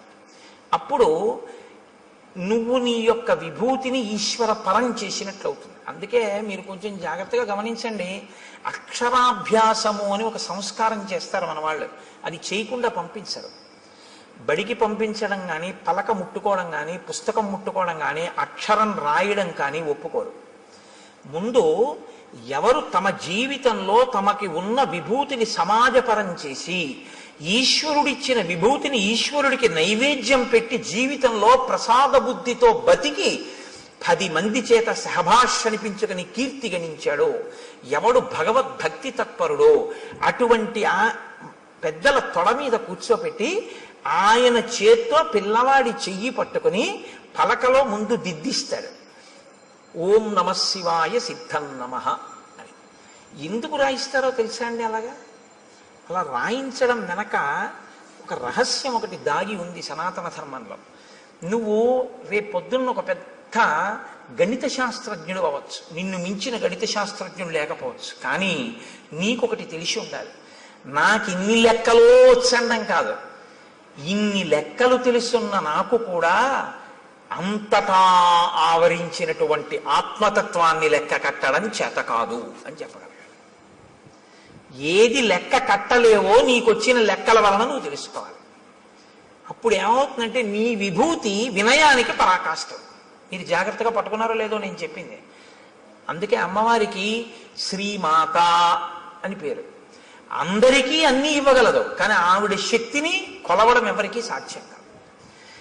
ఏది మీరు కొలుద్దామంటే మీ కొలతలకి అందదో, మీ లెక్కలకి అందేది కాదో అందక వేదమంతటిది కూడా ఇంకింతకన్నా నాకు చెప్పడం చేత కాదని అలా చెప్పి ఊరుకుందో, అది లెక్కలకు అందని పెద్ద లెక్క అని తెలుసుకోవడం లెక్కలు బాగా వచ్చానన్న వాడికి ఉండవలసిన మొదటి లక్షణం. బాగా లెక్కలు వచ్చిన వాడికి ఏం తెలియాలంటే ఇది నా లెక్కకి అందదని తెలిసి ఉండాలి. ఆ అందనిదేదో అది పరబ్రహ్మం. సహస్రశీర్షా పురుష సహస్రాక్ష సహస్రపాత్ స భూమిం విశ్వతో వృత్వా అత్యతిష్టదశాంగుళం. ఇది బాగా అర్థం అవ్వాలని గణిత శాస్త్రజ్ఞుడు అయ్యాడు. ఈ బ్రహ్మాండములన్నీ ఎంతవరకు ఉన్నాయని నువ్వు ఊహ చేస్తున్నావో, ఎందుకంటే నీ కంటికి అందవు, ఏదో నువ్వు లెక్క కట్టావు, కాంతి వేగం, శబ్ద వేగము, ధ్వని వేగము, ఇలాగా ఈ వేగంతో కొలిస్తే ఎంతవరకు ఉన్నాయని నువ్వు అనుకుంటున్నావో అంతకన్నా ఒక 10 అంగుళాల పై వరకు ఈశ్వరుడు ఉన్నాడు. నువ్వు చూపుకి ఎంత శక్తి ఉందనుకుంటున్నావు? ఒక రాడార్ పెట్టారనుకోండి సముద్రపు ఒడ్డున కొండ మీద, ఆ రాడార్ తిరగడానికి ఓ లెక్క కడతారు. అది తిరుగుతున్నప్పుడు సముద్రం లోపల ఉన్న ఓడలకి ఇక్కడ నౌకాశ్రమం ఉన్నది అన్న, నౌకాశ్రయం ఉన్నది అన్న సూచన తెలియడం కోసం ఇక్కడి నుంచి ఇక్కడ వరకు ఇలా తిరగాలి అని. మీరు విశాఖపట్నం లాంటి ఊళ్ళకి వెడితే రాత్రి వేళ కొండ నుంచి ఒక్కసారి ఆకాశంలో అలా తిరుగుతుంటుంది ఆ లైట్ హౌస్. దానికి ఒక లెక్క కడతారు. అమ్మవారి కన్ను ఇక్కడి నుంచి ఇక్కడికి ఇలా తిప్పితే ఎంత దూరం పెడుతుంది మీరు లెక్క పెట్టండి. ఇది గణిత శాస్త్రజ్ఞుడు అంటే. శంకరాచార్యులు వారు పెద్ద గణిత శాస్త్రజ్ఞుడు. ఎందుకో తెలుసా అండి? ఎంత పెడుతుందో ఆయన చెప్పలేదు. దృశా ద్రాఘీయస్యాదరదళిత నీలోత్పల రుచా అన్నారు. అమ్మా, ఈ బ్రహ్మాండములు ఎంతవరకు ఇటుపక్కకున్నాయో అంతకన్నా దాటి పెడుతుందన్నారు. అంతే తప్ప ఈ బ్రహ్మాండముల వరకు చూస్తాం లేదు ఆయన. అలా అయితే లెక్క అందింది అమ్మవారి చూపుది. నీ లెక్కకి అందకపోతేనే నీ వినయం, నీవు నేర్చుకున్న జ్ఞానానికి సార్థకత. నీకు అందని తోటి ఉందని చెప్పడం. కాబట్టి ఈ కంపారిటివ్ డిగ్రీ, ఈ బ్రహ్మాండములు ఎంత ఉన్నాయో అంతకన్నా ఎక్కువ అయి ఉన్నది నీ చూపు. అంత ఎక్కువ వరకు దాన్ని దాటి పడుతుంది ఆ చూపు, లైట్ హౌస్ పడినట్టు. కాబట్టి దృశా ద్రాఘీయస్యాదరదళిత నీలోత్పల రుచా దవీయాంసం దీనం స్నపయ కృపయా మమపి శివే. అది శంకర భగవత్పాదులంటే. మహానుభావుడు. అందుకే శంకర జయంతి చేసుకోకపోతే కృతజ్ఞత అన్నాను నేను.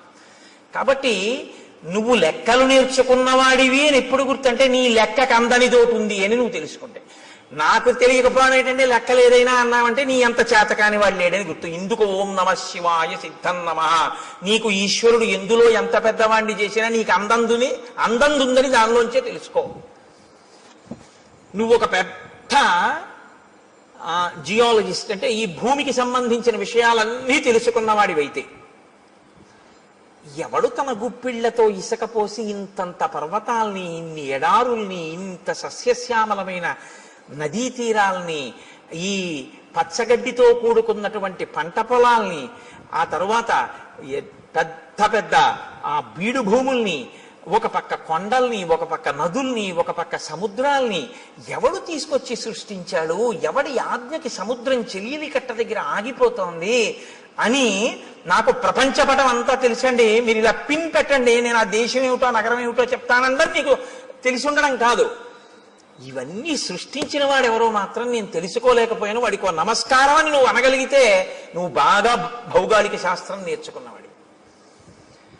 ఒకడు గొప్ప సంగీత విద్వాంసుడు ఎప్పుడంటే సంభావనిస్తే గంటన్నర కచేరీ చేసినవాడు కాడు. ఎవడు నాదోపాసన చేశాడో, ఎవరు ఆ లోపల నుంచి వచ్చినటువంటి నాదాన్ని వింటున్నాడో, ఎక్కడ నుంచి అది కదులుతోందో ముందు అన్నప్పుడు ఆ ధ్వని, ఆ శబ్దం, ఆ నాదం వస్తున్న దాని యొక్క మూలాల్ని ఉపాసన చేసి మౌనంలో పట్టుకుని నాదోపాసన చేసి సంగీత విద్య ద్వారా సరిగమ పద నిసానిదప మగరిస అంటారు. ఆరోహణ అవరోహణ. అవరోహణ అంటే కింద పడిపోవడం, ఈ ఈశ్వరుడి నుంచి విడిపోయి అజ్ఞానంలోకి రావడం. ఆరోహణ అంటే పైకెక్కి మళ్ళీ సాలోకి వెళ్ళిపోవడం ఈశ్వరుడి దగ్గరికి. మళ్ళీ సంగీతాన్నే పట్టుకుని కింద పడ్డవాడు సంగీతంతో మళ్ళీ పైకెక్కి సాలో కలిసిపోవడం, ఈశ్వరుల్లో కలిసిపోవడం. ఈ నాదోపాసన చేసిన వాడు ఎవడున్నాడో వాడు సద్గురు అయి నిలబడిపోతాడు. అందుకే త్యాగరాజు గారు ఎవరో అని మీరు అన్నారనుకోండి, సంగీత విద్వాంసుడు అనకూడదు, సద్గురు త్యాగరాజస్వామి అనాలి. శ్యామశాస్త్రి గారు ఎవరో అన్నారనుకోండి, సద్గురు శ్యామశాస్త్రి అనవలసి ఉంటుంది. అలాగే దీక్షితర్ వారు ఎవరో అని మీరు అన్నారనుకోండి, సద్గురు దీక్షితర్ వారు అనవలసి ఉంటుంది. వారు సద్గురువులు. ఎందుకంటే వారు నాదోపాసన చేసి నాదోపాసన ద్వారా బ్రహ్మమును చేరిపోయారు వారు. ఇప్పుడు వారి సంగీతం ఎందుకు పనికొచ్చిందంటే ఎవరు మనకి సంభావన ఇస్తారు, కచేరీకి వెడదాం, డబ్బులు తెచ్చుకుందాం అనడానికి పనికి రాలేదు. అంటే అలా వెళ్ళడం తప్పని నేనేమంటలేదు. కానీ అది ఎందుకు పనికి రావాలి అంటే నాదోపాసన అన్నది ఈశ్వరుణ్ణి చేరడానికి పనికి రావాలి.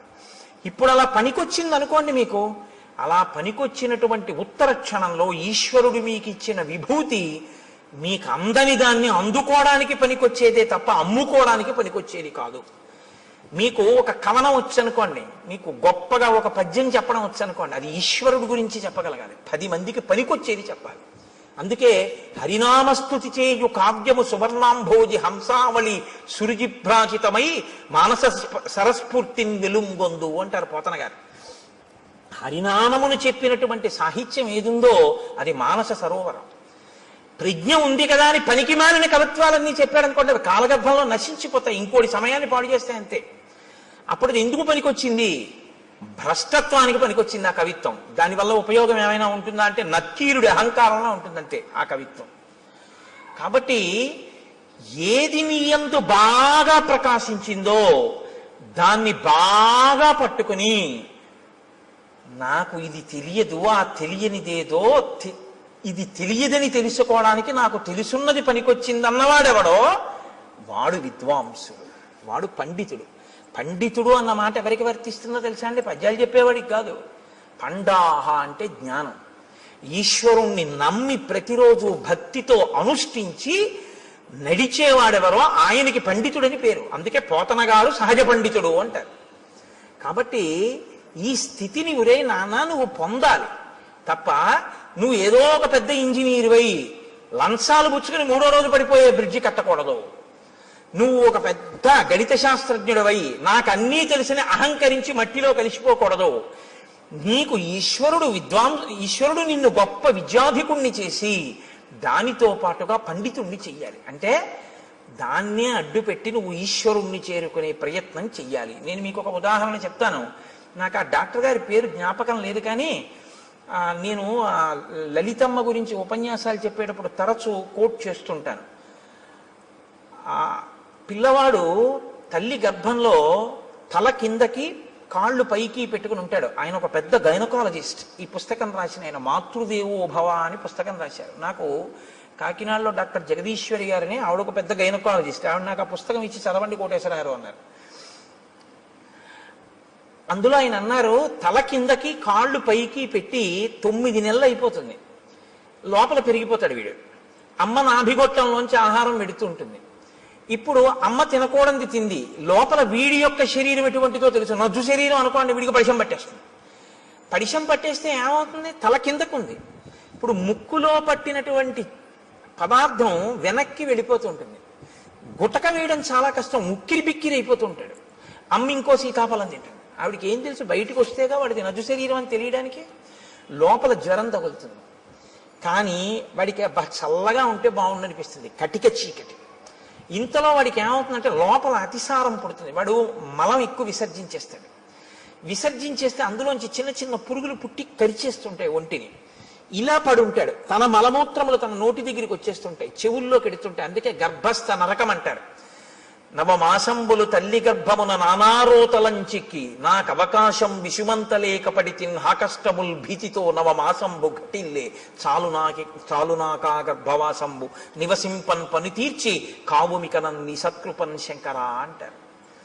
అప్పుడు ఈశ్వరుణ్ణి ప్రార్థిస్తాడు, నేను ఉండలేకపోతున్నాను ఈశ్వర, ఒక్కసారి ఈ శరీరంతో బయటికి వెళ్ళని, దీంతోటే నేను సేవించుకుని నీలో కలిసిపోతానంటాడు. ఈశ్వరుడు ఏం చేస్తాడంటే ప్రసూతి వాయు రూపంలో తల్లి యోనిలోంచి పైకి తోసేస్తాడు.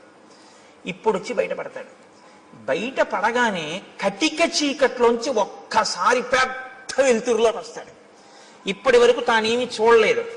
అంతంత ప్రాణులు ముక్కుకి గుడ్డగట్టుకుని డాక్టర్ గారు, అమ్మ, పెద్ద కడుపు, ఎవరెవరో మనుషులు, పెద్ద పెద్ద దీపాలు, గోడలు.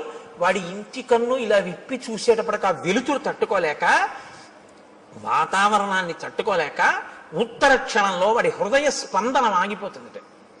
వాడి ఊపిరితిత్తులు ఇలా ఇలా ఇలా ఇలా అంటున్నవి ఇలా అయిపోతాయి. జీర్ణ వ్యవస్థ ఇలా సంకోచించిపోయి వాడి శరీరంలో ఉన్న మలమంతా గడ్డకట్టి వాడి ప్రాణోత్క్రమణం అయ్యే స్థితి వస్తుంది.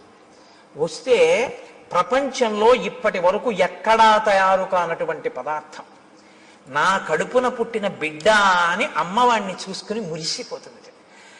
అమ్మ మురిసిపోయి తన స్తన్యాన్ని తీసి వాడి నోట్లో పెట్టగానే ఎలా ఊరుతుందో ప్రపంచంలో ఎవ్వరికీ తెలియదు. కోలోస్ట్రం అనబడేటటువంటి ఒక పసుపచ్చటి జిగురు పదార్థం అమ్మ స్తన్యంలోంచి కొడుకు నోట్లోకి ఎడుతుంది. దాన్ని చప్పరిస్తాడు అంతే. ఊపిరితిత్తులు పనిచేసి, గుండె పనిచేసి, జీర్ణావయం పనిచేసి నల్లటి మలం విసర్జించగలిగిన శక్తి వస్తుంది. వచ్చి పిల్లాడు బతుకుతాడు. పిల్లాడు బ్రతకడానికి కావలసినటువంటి ఆ కోలోస్ట్రం అనబడేటటువంటి పసుపచ్చటి పదార్థం పిల్లవాడు కాని పిల్ల కాని పుట్టగానే వాణ్ణి చూసుకోగానే నా బిడ్డ అన్న ఆనందం కలగగానే మాతృత్వపు ఆనందపు అంచుల వలన అమ్మ శరీరంలో ఉత్పత్తి అయి స్తన్యంలోంచి స్రవింపబడేటటువంటి పదార్థాన్ని నేను సాక్షాత్ జగన్మాతగా చూస్తున్నాను. ఆ కోలోస్ట్రం వల్ల ఈ లోకంలో ఇన్ని ప్రాణులు పుట్టి బతుకుతున్నాయి. నేను నేర్చుకున్న గైనకాలజీతో నేను తెలుసుకున్నది ఏమిటంటే ఆ కోలోస్ట్రం అన్న పదార్థంలో అమ్మవారు ఉంది అని రాసుకున్నాడు ఆయన ఆ పుస్తకంలో. ఇది ఆ డాక్టర్ గారి ధన్యతకి కారణం. తను చదువుకున్న గైనకాలజీ ఎందుకు పనికొచ్చిందంటే ఈశ్వరుణ్ణి తెలుసుకోవడానికి. ఈ ప్రాణులను మేము కాదు ఆపరేట్ చేస్తున్నది. ఇన్నాళ్ళకి ఒక పిల్లవాడు పుట్టాడు అంటే ఆ పిల్లవాడిని లోపల ఉంచినవాడు, పైకి తెచ్చినవాడు, బతికించినవాడు ఆ తల్లి జగన్మాత, ఆ పరాశక్తి. ఆ పరాశక్తి అమ్మ రూపంలో వచ్చి బతికించింది అని తను తెలుసుకుని నమస్కరించిన వాడు ఉన్నాడే, వాడు విద్వాంసుడు, వాడు పండితుడు. అందుకు పనికొచ్చింది ఆయన చదువు. ఆవిడ ప్రసవ వేదనతో అక్కడ కొట్టుమిట్టి ఆడిపోతుంటే డబ్బట్టుకొస్తే తప్ప ఆపరేషన్ చేయనన్న డాక్టరు దౌర్భాగ్యుడు. వాడి చదువు ఎందుకు పనికొచ్చినట్టు? ఏం భయమా? రామాయణం చెప్పడానికి భయం ఏంటండి? నేను రామాయణం చెప్తున్నాను కదా. కాబట్టి నీ కొడుకు అలా కాకూడదు, నీ కూతురు అలా కాకూడదు అనుకుంటే ఒక్క డాక్టర్ అవ్వాలని కోరుకోకు. ఈ తత్వం తెలుసుకుని ఈశ్వరుడి యొక్క అనుగ్రహాన్ని చూసి ఇంకొక పిల్లాన్ని నేను అలా దర్శనం చేస్తున్నానని అర్ధరాత్రి కూడా సంతోషంగా వచ్చి 5 పైసలు అక్కర్లేదమ్మా, నీ మాతృత్వం చాలు నాకు పరాశక్తి దర్శనం అని పురుడు పోయగలిగినటువంటి డాక్టర్ కావాలని కోరుకుని రాయించు పలకలో. అందుకని ఏది చదవాలన్నా ఓం నమ శివాయ సిద్ధం నమః మంగళప్రదమైన చదువు కావాలి అని మనం కోరుకుంటాం. లేకపోతే ఏమవుతుందో తెలుసా అండి? దీని రెండో కోణం అహంకారం. ప్రతిదానికి అహంకారమే. ప్రతి చిన్న విషయానికి అహంకరించడానికి ఏదైనా కనపడుతుంది. అహంకారం పోగొట్టుకోవడానికి ఏమీ ఉండదు. నేనెంతటి వాడినండి అనడం చాలా కష్టం. నేను ఇంతటి వాడినండి అనడానికి ఏదో ఒకటి చెప్పచ్చు కదండి. ఏదో ఒకటి చెప్పచ్చు ఇంతటి వాడిని అనడానికి. ఈ సోమస్య శక్రస్య సూర్యస్య చ యథావపు, అటువంటి అందమైన శరీరం ఉన్నవాడిని, అంత అందమైన శరీరం ఈశ్వరుడిస్తే ఇలా ఎందుకు అయ్యావు? అలా అందంగా నువ్వు కనబడితే చాలు ఎదుటివాడి కంటికి కలిగినటువంటి బాధ తీరుతుంది. నిన్ను చూస్తే చాలా ఎంత అందంగా ఉన్నాడు అని. కానీ ఆయన ఏం చేసేవాడంటే చాలా చిత్ర విచిత్రమైన భయంకరమైనటువంటి వేషములలోకి మారేవాడు. కామరూపి కాబట్టి ఎవరూ ఊహించనంత ఘోరాతి ఘోరమైన రూపాన్ని తాను తీసుకుని ఈశ్వరుడిచ్చిన అందమైన రూపాన్ని వదిలిపెట్టి ఘోర రూపాలతో అరణ్యంలో ప్రాణులకు అకస్మాత్తుగా కనపడి వాళ్ళు భయపడిపోయి విహ్వలులై పడిపోతే, మరణిస్తే, బాధపడితే తను సంతోషించేవాడు. ఇది రాక్షస ప్రవృత్తి. పైకి అందం ఉండడం గొప్ప కాదు, లోపల అందం ఉండడం గొప్ప. పైకి అందం లేకపోవడం తప్పు కాదు, లోపల అందం ఉండడం గొప్ప. నా మాట బాగా పట్టుకున్నారో లేదో మీరు? యథాలాపంగా తీసుకున్నారో?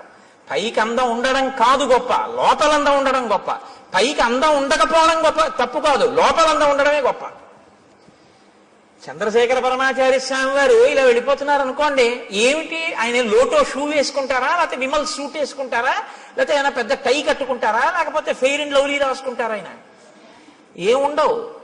పాదచారి అయి ఓ కాషాయ వస్త్రం కట్టుకుని ఇలా తలమించి వేసుకుని, ఇంత విభూతి పుండ్రాలు పెట్టుకుని, ఇంత బొట్టు, అది కూడా గుండ్రంగా కూడా ఉండదు, అద్దుకున్నట్టు పెట్టేసుకుని, చేతిలో ఓ సత్యదండం పట్టుకుని, ఆయన ఓ కమండలం పట్టుకుని గబ్బ గబ్బ గబ్బ గబ్బ నడిచి వెళ్ళిపోతుంటారు. ఇప్పుడు నేను ఇలా చెప్తుంటే ఆయన ఇలా వచ్చారనుకోండి, అకస్మాత్తుగా ఉంటుందా నా రామాయణ ప్రసంగం? లేచి గభాలన ఒక్కసారి స్వర్ణదండం పడ్డట్టు దెబ్బ తగిలితే తర్వాత చూద్దామని కింద పడిపోతానంతే. మీరంతే లేచి సభంతా కింద పడిపోతుంది. ఏ అందం చూసి గౌరవించారు? అందం కాదు, లోకాన్నంతటినీ రక్షించడం కోసం ఆయన చేసినటువంటి ప్రయత్నం. శంకరాచార్యుల వారి తర్వాత ఆసేతు హిమాచల పర్యంతం తిరిగి జ్ఞానబోధ చేసిన మహాపురుషుడైన కారణం చేత. కాబట్టి మీరు ఆయన పాదాల మీద పడిపోతారంతే. ఇప్పుడు అందం గొప్పదా, పై అందం గొప్పదా? లోపలి అందం గొప్పది. లోపలి అందం ఎక్కడుంటుందో అది లోకాన్ని ఉద్ధరిస్తుంది. పై అందం జర్జరీభూతం అయిపోతుంది, కొన్నాళ్ళకు పోతుంది. పైగా దాన్ని సద్వినియోగం చేయకపోతే నీకు ప్రమాదహేతువై కూర్చుంటుంది. కాబట్టి చూశారు, పై అందంతో లోపలి అందం పెంచుకోలేదు, పై అందంతో లోపల అందవికారం పెంచుకున్నాడు. లోపలి అందవికారం పై అందాన్ని కూడా తీసేసింది.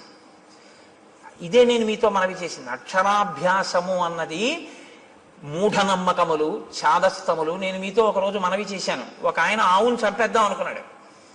ఆవును చంపేయి అన్నాడు అనుకోండి, బుద్ధి ఉందా లేదా అంటారు. కాబట్టి ఆవును చంపేయి అనకుండా ఏమన్నాడంటే ఆ పులిని చంపేయి అన్నాడు. ఇప్పుడు చూడటం లేదు మీరు, అది ఆవో పులో మీరు చూడలేదు. పులిని చంపేయి అన్నారు. అయ్యి బాబాయ్ మీద పడిపోతుంది కాబట్టి చంపేయమన్నాడు అనుకున్నారు. ఆ పావును చంపేయాలి, పావు కాబట్టి చంపేయమన్నాడు అనుకున్నారు. ఆయన ఆవును చంపేశాడు. ఆవుని తెలుసు, పావును చంపేయి అని చంపించేశాడు. ఆవు అని చెప్తే అది పవిత్రం కాబట్టి చంపడానికి ఒప్పుకోరని. సనాతన ధర్మాన్ని వదిలేయని చెప్పలేక మూఢ విశ్వాసాలు వదిలేయని చెప్తున్నారు. ఆవును చంపేయని చెప్పకుండా పావును చంపేయని చెప్పినట్టు. అక్షరాభ్యాసం మూఢనమ్మకం అంటే ఇదిగో ఇందుకే పనికొస్తాం, కబంధుడు కావడానికి పనికొస్తాం. అక్షరాభ్యాసం ఎందుకు చేస్తారంటే నీకున్నటువంటి ఈశ్వర విభూతి లోకకంటకం కాకుండా నిన్ను రక్షించి ఈశ్వరానుగ్రహం అని నువ్వు గుర్తెరగడానికి పనికొస్తున్నాయి. లేకపోతే నిన్ను ఎక్కడ పడితే అక్కడే ప్రమాదం తీసుకొస్తావు ఈ విభూతితోటి.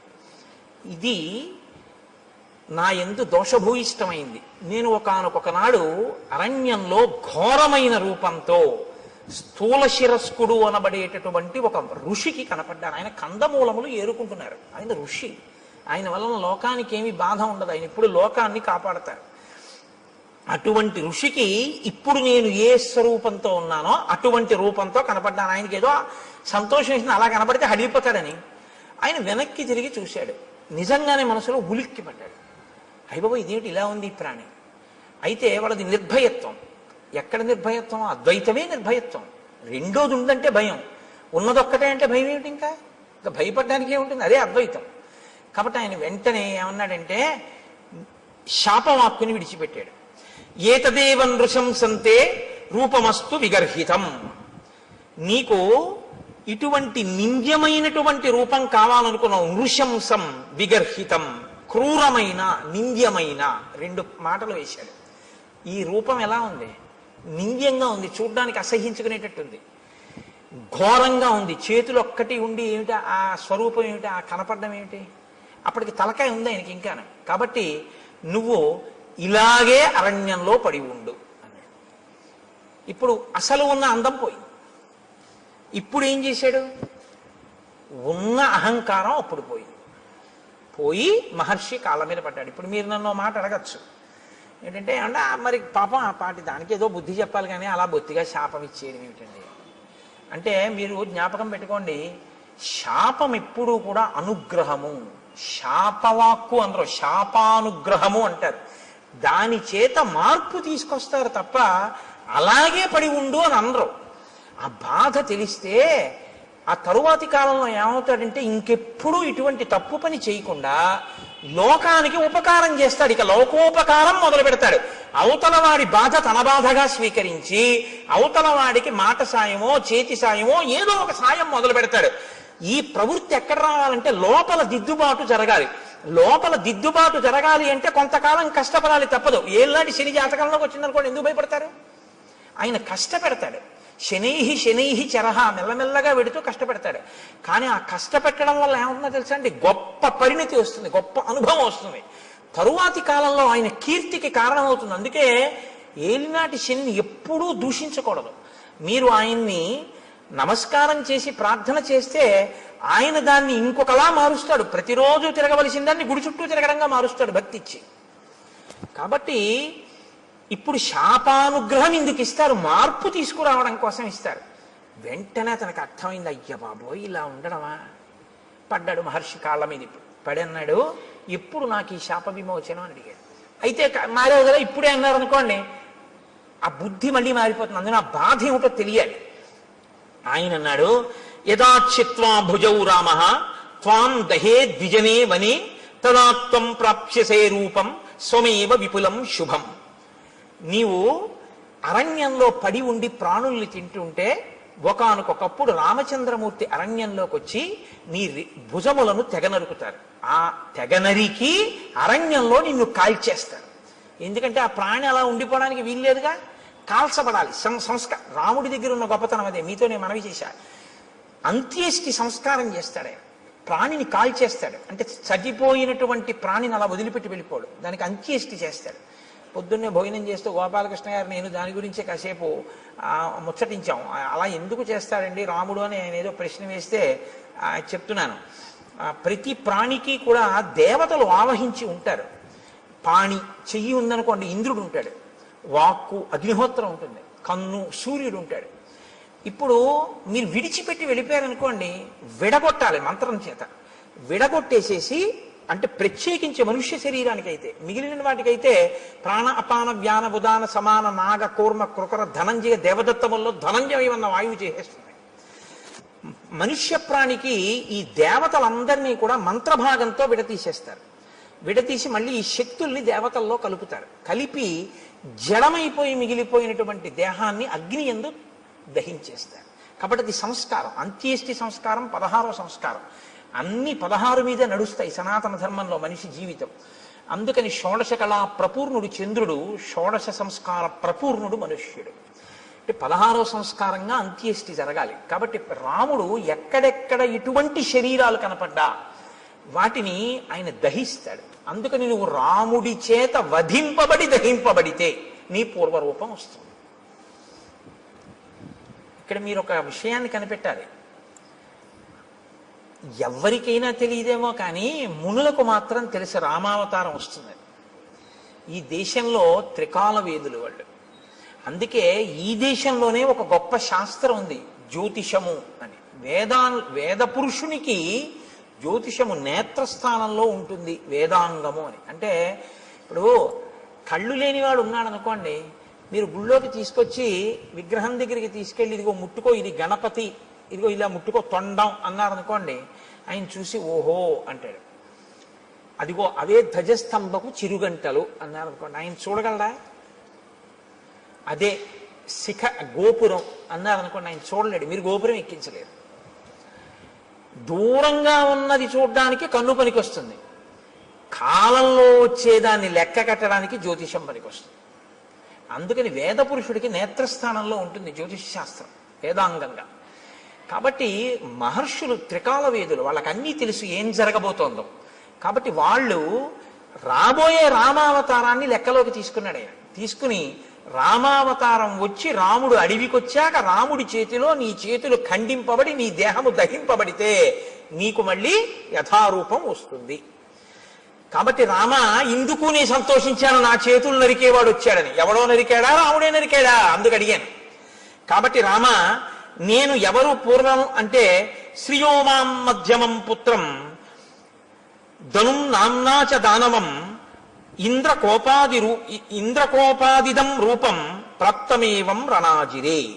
నేను శ్రీ అనబడేటటువంటి వాని యొక్క మధ్యమ పుత్రుడైన ధనువు అనబడేటటువంటి పేరున్నవాడిని. నాకు స్థూల శిరస్కుడు అనబడేటటువంటి ఋషి శపిస్తే నేను అక్కడతో ఊరుకోలేదు. ఆ రూపం వచ్చే లోపల నేను బ్రహ్మగారి గురించి ఘోరమైన తపస్సు చేశాను. బ్రహ్మగారు ప్రత్యక్షమై అన్నాడు, దీర్ఘాయుష్మాన్ భవ అన్నాడు. అని ఆయన వెళ్ళిపోయాడు. వెళ్ళిపోయిన తర్వాత నా అహంకారం ఏమైందో తెలుసా? నేను దీర్ఘాయుష్మంతుడిని, నన్ను ఇంద్రుడు ఏం చేస్తాడు? ఇంద్రుడి మీదకి యుద్ధానికి వెళ్ళాను. వెళ్తే ఇంద్రుడు ఏం చేశాడో తెలుసా? ఆయన ఒక చమత్కారమైనటువంటి మనిషి. ఆయన ఏం చేశాడంటే ఒక్కసారి నా తలకాయని తన వజ్రాయుధం పెట్టి ఓ దెబ్బ కొట్టి ఈ తలకాయని కడుపులోకి దింపేశాడు. నా 2 కాళ్ళని పొట్టలోకి తోసేశాడు. తోసేస్తే తలకాయ లేదు, కాళ్ళు లేవు, మనిషిని మాత్రం బతికున్నాను. పైగా అన్నాడు తోసేసి, పితామహవచ సత్యం తదస్థితి మమాబ్రవీత్. పితామహుడైన బ్రహ్మగారు నీకు దీర్ఘాయుష్ ఇచ్చాడు, చంపేను పడుండన్నాడు. అప్పుడు నేనన్నాను, అయ్య బాబోయ్, పితామహుడు ఇచ్చాడు వరం బానే ఉంది, అహంకారంతో నేనేదో సాధించాననుకున్నవి ఇలాగే వస్తాయి తిరిగి. కాబట్టి వినయంతో చేసినవి, భక్తితో చేసినవి ఉద్ధరిస్తాయి, కానీ అహంకృతితో చేసినవి పనికొచ్చేవి కావు. చిట్ట చివరికి వచ్చి ఇలాగే కట్టి కుడుపుతాయి. కాబట్టి నేనన్నాను, నాకు పితామహుడు దీర్ఘాయుష్మంతుడు అన్నాడు నిజమే, కడుపుకి ఆకలోటి ధర్మం కదా ప్రాణికి. ఇప్పుడు నాకు తలకాయ లేదుగా, కాబట్టి నోరు లేదుగా, కానీ కడుపు ఉందిగా, తినాలిగా. వెళదామంటే కాళ్ళు లేవుగా, ఏం తిని బతకను అని అడిగాను. అడిగితే ఆయన ఏం చేశాడో తెలుసా? ఏవముక్తస్తు మే శక్రో బాహు యోజనమాయతౌ ప్రాదాదాస్యంచమే కుక్షౌ తీక్షణ దంస్త్రం అకల్పయత్. నాకు పెద్ద పెద్ద కోరలు పెట్టి, నా గుండెల దగ్గర కన్ను పెట్టి, నాకు యోజనమంత పొడుగైన చేతులిచ్చి, నువ్వు బతకవలసింది దీర్ఘాయుష్మంతుడవై బతికుండడానికే తప్ప అంతకన్నా ఎందుకురా నువ్వు బతికుండి నువ్వేం చేయాలి లోకానికి? అది నీ చేతులతో తడువుకు తింటుండు పడుండు అన్నాడు. అంటే దారుణమైన జన్మ ఏదో తెలుసా అండి? తినడానికి బతికే జన్మ కదండి. ఇప్పుడు అంతిమంగా తీర్పు ఎక్కడికి వచ్చింది? ఆయన దీర్ఘాయుష్మంతుడు దేనికి? తింటాడు, బతుకుతాడు. ఎందుకు బతుకుతాడు? తినడానికి బతుకుతాడు, అంతే. ఎక్కడికి వెళ్ళడం, ఏమీ చెయ్యడు. ఈశ్వరుడి గురించి ఏమీ తెలుసుకోక్కర్లేదు, ఓపిక ఉన్నా ఏమీ చేయక్కర్లేదు. ఓపిక ఉన్న రోజుల్లో భోగాలకి, పెద్దవాడైపోయిన తర్వాత ఉన్న ఓపిక ఎక్కడ పోతుందో అని ఈశ్వరుడి దగ్గరికి వెళ్ళడం. మీరు లోకం పోకడ ఎలా ఉంటుందో తెలుసా అండి? ఇప్పుడు ఎందుకండి అంటాడు. ఏమండి రామాయణానికి వెళ్ళొద్దాం ఏంటి అన్నాడు అనుకోండి ఎవడైనా. ఏంటండి ఇప్పటి నుంచి రామాయణం అవన్నీ? మరి ఎప్పుడండి అని మీరు అడిగారు అనుకోండి, రిటైర్ అయిపోయాక. రిటైర్ అయిపోయిన తర్వాత కూడా నువ్వు ఉంటావని ఎవరైనా రాసిచ్చారా నీకు బాండ్ పేపరు? దంతంబుల్ పడనప్పుడే తనువుయందు ఆరూఢియున్నప్పుడే కాంతాసంఘము రోజనప్పుడే జరాక్రాంతంబు కానప్పుడే వింతల్మేన చరించునప్పుడే కురుల్ వెల్వెల్ల కానప్పుడే చింతింపన్వలమీ పదంబుజములన్ శ్రీకాళహస్తీశ్వర. ఇంకా నువ్వేం చేస్తావు? 60 ఏళ్ళు వచ్చేసి రిటైర్ అయిపోయిన తర్వాత అప్పుడు పూజపీఠ మీదకి వెళ్ళి కూర్చుని ఆ చెమ్యా అంటే నీకు తెలియదు. ఓ గుళ్ళోకి వెళ్ళి మంత్రపుష్పానికి ముందు నీళ్ళు వస్తే తీర్థం కింద గుచ్చేసుకుంటూ ఉంటాడు లోపలికి. ఎందుకంటే మంత్రపుష్పం ముందు చేయగడుక్కోమని వేశారు చేతిలో, ఆయనకి తెలియదు. అప్పుడు మళ్ళీ అర్చక స్వామి అయ్యో అయ్యో తాగేకండి అయ్యాలాగా తీర్థంగా చేయగడుక్కోండి అంటే అప్పుడు ఆ చేతి నీళ్లు తీసుకెళ్ళి ఆయన పళ్ళల్లోనే కడిగేస్తాడు. అంటే అదో వాష్ బేసిన్ అనుకుంటాడు. అమ్మ బాబు నా అదృష్టం రా, ఇలాంటి భక్తుడు వచ్చాడు ఇవ్వాలని ఆయన అనుకోవాలి. లేదని మీరు అనుకుంటున్నారా? ఎక్కడిది ఈ అజ్ఞానం? ఓపికండగా ఆర్జించడానికి తినడానికి తప్ప ఈశ్వరుడు గురించి తెలుసుకోవడానికి పనికిరాలేదు. ఒక్కొక్కడి జీవితం అసలు అలాగే తెల్లాలి. అసలు ఎప్పుడు దేనికి అంటే తినడం. తింటుంటాడు అది తింటుందో రోజున. చెప్పాను కదా, అన్నం అంటే తినున్నది, మన చేత తినబడున్నది, మనని తినున్నది, 2 అర్థాలు. కాబట్టి అది తినేస్తుందో రోజు అయిపోయింది. కాబట్టి నీకు దీర్ఘాయుష్యే కదరా కావాలి. దానికి ఓ నోరు చాలు, ఆహారాన్ని చూసుకోవడానికి ఓ కన్ను చాలు, వెతుక్కు లాక్కోవడానికి ఓ 2 చేతులు చాలు. నువ్వు ఎక్కడికి వెళ్ళాలి? ఓ గుడికి వెళ్ళాలా, గోపురానికి వెళ్ళాలా? ఉంటే భయపెడతావు ఎక్కడికన్నా వెడితే. ఎందుకు నాన్న అలా పడుండు, దీర్ఘాయుష్మంతుడు అయి ఉండు.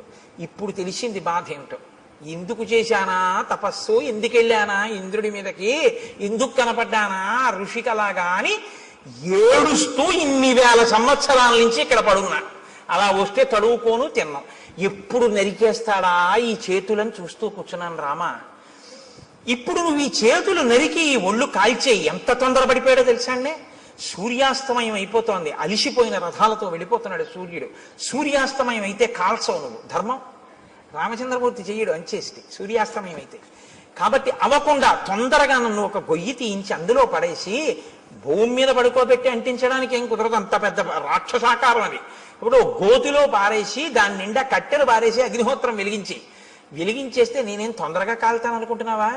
కదలిక లేదు కదండి, ఫ్యాట్ ఎలా డైల్యూట్ అవుతుంది? కాబట్టి ఒళ్ళంతా నీతి ముద్దలా కొవ్వు పట్టేసింది. ఇప్పుడు కొవ్వు పట్టాన కాలదు, అది అలా కాలుతూనే ఉంటుంది. అందుకే కొవ్వొత్తి తొందరగా కాలిపోతుందండి. దీపారాధనలో ఒత్తి కాలిపోయినట్టు కాలదు, అలా కొవ్వు కరుగుతూ దీపం అలా కిందకు వస్తూ ఉంటుంది. ఆ కొవ్వు అంతా కాలాలి. కాబట్టి రామ చాలాసేపు పడుతుంది నా ఒళ్ళు కాలిపోవడానికి. అందులో తొందరగా ఓ గొయ్యి తవ్వించి తోసేసి కాల్చేయి. నాకు ఇప్పుడు ఈ శరీరంతో ఉంటే స్మృతి ఉండదు. నా అసలు శరీరం నాకు వచ్చేస్తే నాకు దివ్య స్మృతి కలుగుతుంది, ఎక్కడ ఏం జరిగిందో తెలుసుకోగలను. అప్పుడు నీ భార్యను ఎవరు అపహరించారో నేను చెప్తాను, నీకు నేను ఆ సాయం చేస్తాను. ఇత పూర్వం ఎప్పుడైనా అన్నాడండి ఇలాంటి మాటలు? ఎవడన్నా మంచిగా ఉంటే వాడిని బాధ పెట్టాడు. ఇప్పుడు అవతల వాడి బాధలో ఆ శరీరం వస్తే వెంటనే నీకో మాట సాయం చేస్తానంటున్నాడు. ఈ మార్పు కోసం శాపానుగ్రహం ఇస్తారు. మీరు బాగా పట్టుకుంటే ఋషులు ఏదో తపస్సు ఉంది కదా అని శాపవాక్కు విడిచిపెట్టరు, వాళ్ళ తపస్సు పోతుంది. పోన్లేరా ఒకరిని మార్చాను, ఇప్పుడు ఆయన పనికొచ్చాడు, అందుకని ఇప్పుడు ఏమయ్యాడు? కబంధ మహాత్మనః. ఈ కబంధుడు మహాత్ముడు అన్నారు వాల్మీకి మహర్షి. ఎందుకంటే మార్పు ఎక్కడొచ్చిందో వాడు చాలా గొప్పవాడు. ఈ మార్పు రాకపోతే వాడు లోకకంటకుడై కూర్చుంటాడు. కాబట్టి రామ, నువ్వు చేచ్యతే సమరే బాహు తదా స్వర్గం గమిష్యసి. ఇంద్రుడు కూడా ఏమన్నాడంటే, నీ 2 బాహువులు రాముడు ఎప్పుడు తరిగేస్తే అప్పుడు మళ్ళీ స్వర్గానికి వెళ్తూగానే అలా పడుండి అన్నాడు. అందుకని తొందరగా నాకు అంత్యేష్టి సంస్కారం చేసేసి. సరే, లక్ష్మణుణ్ణి పిలిచాడు, గుణపం ఇచ్చాడు, గొయ్యి తవ్వించాడు, శరీరాన్ని తోసేశాడు. ఏనుగులు విరిచినటువంటి కొమ్మలు ఎండిపోతే ఏర్పడిన ఎండుకర్రలు. మహర్షి, అమ్మో వాల్మీకి రామాయణం అండి, ఎంత జాగ్రత్తగా రచన చేస్తారో తెలుసా?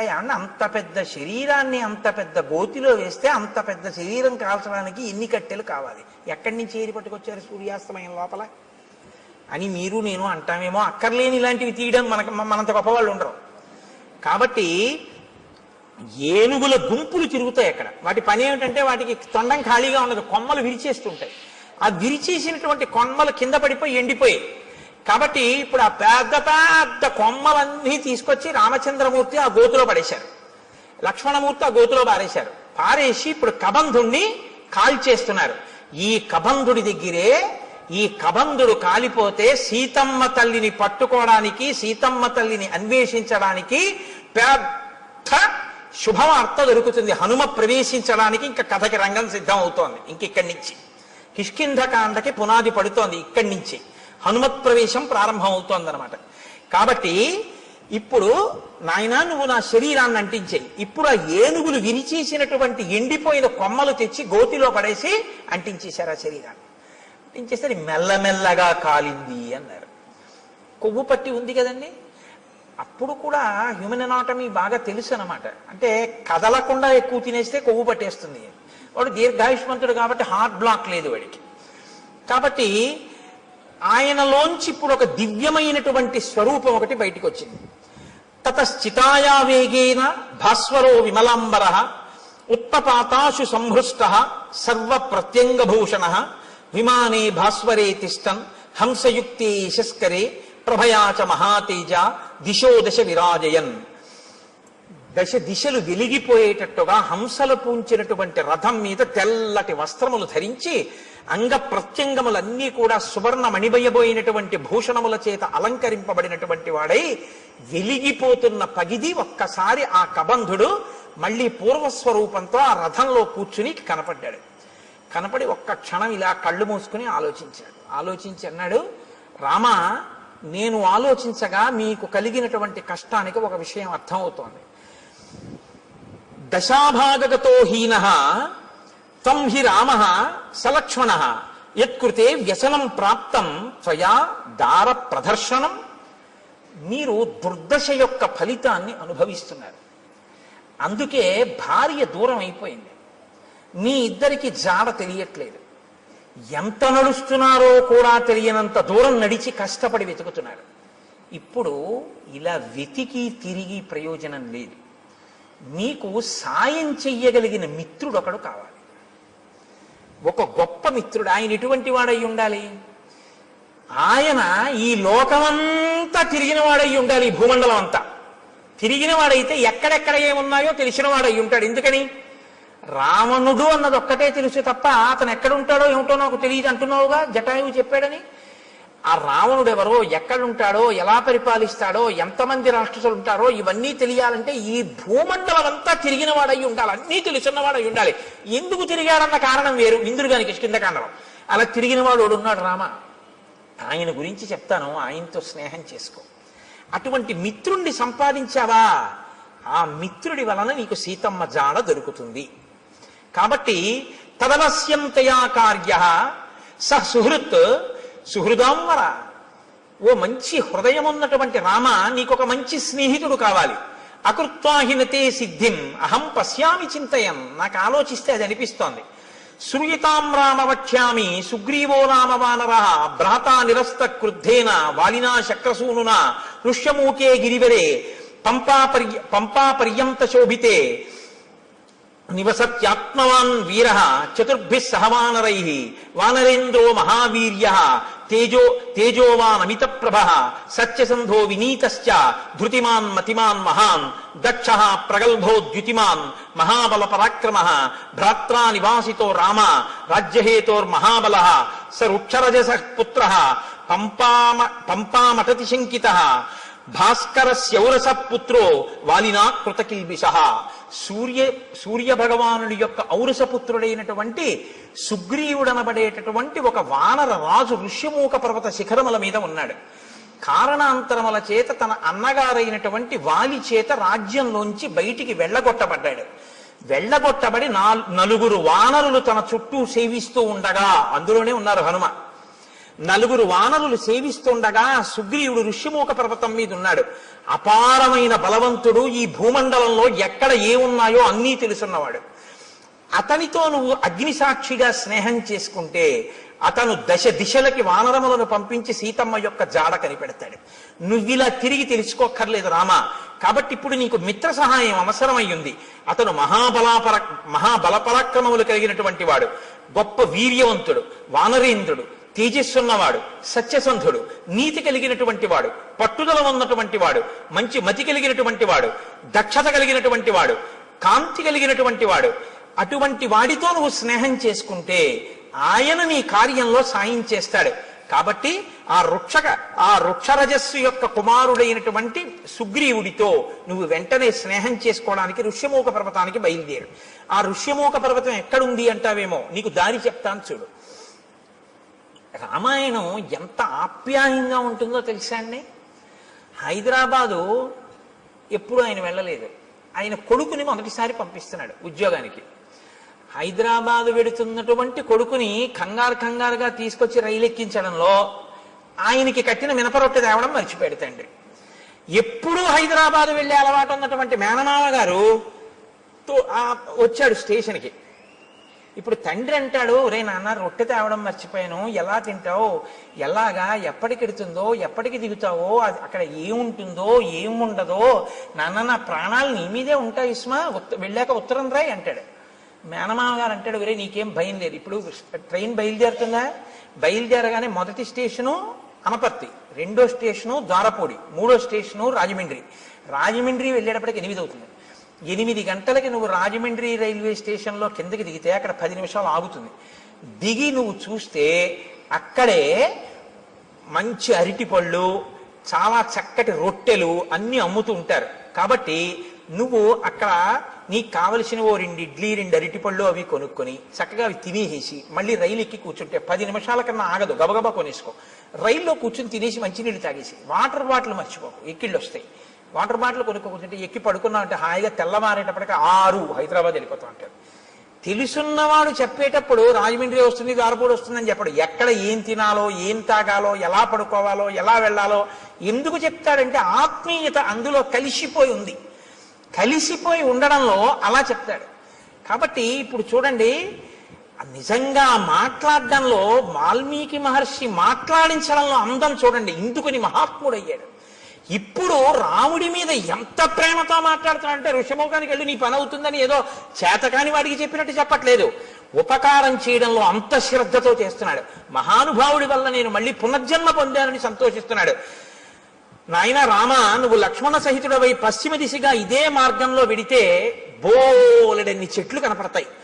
నేరేడు, మోరటి, పనస, జువ్వి, మర్రి, తుమ్మిక, రావి, కొండగోగు, మామిడి, చండ్ర, పొన్న, ఎర్రగోరుంట, కానుగ, నల్లవి, అశోక వృక్షాలు, కడిమి చెట్లు, గన్నేరు చెట్లు, నల్లజీడి చెట్లు, అశోక వృక్షాలు, ఎర్రచందన చెట్లు, దేవదారు వృక్షాలు అన్నీ కనపడతాయి. ఎందుకు ఇవన్నీ?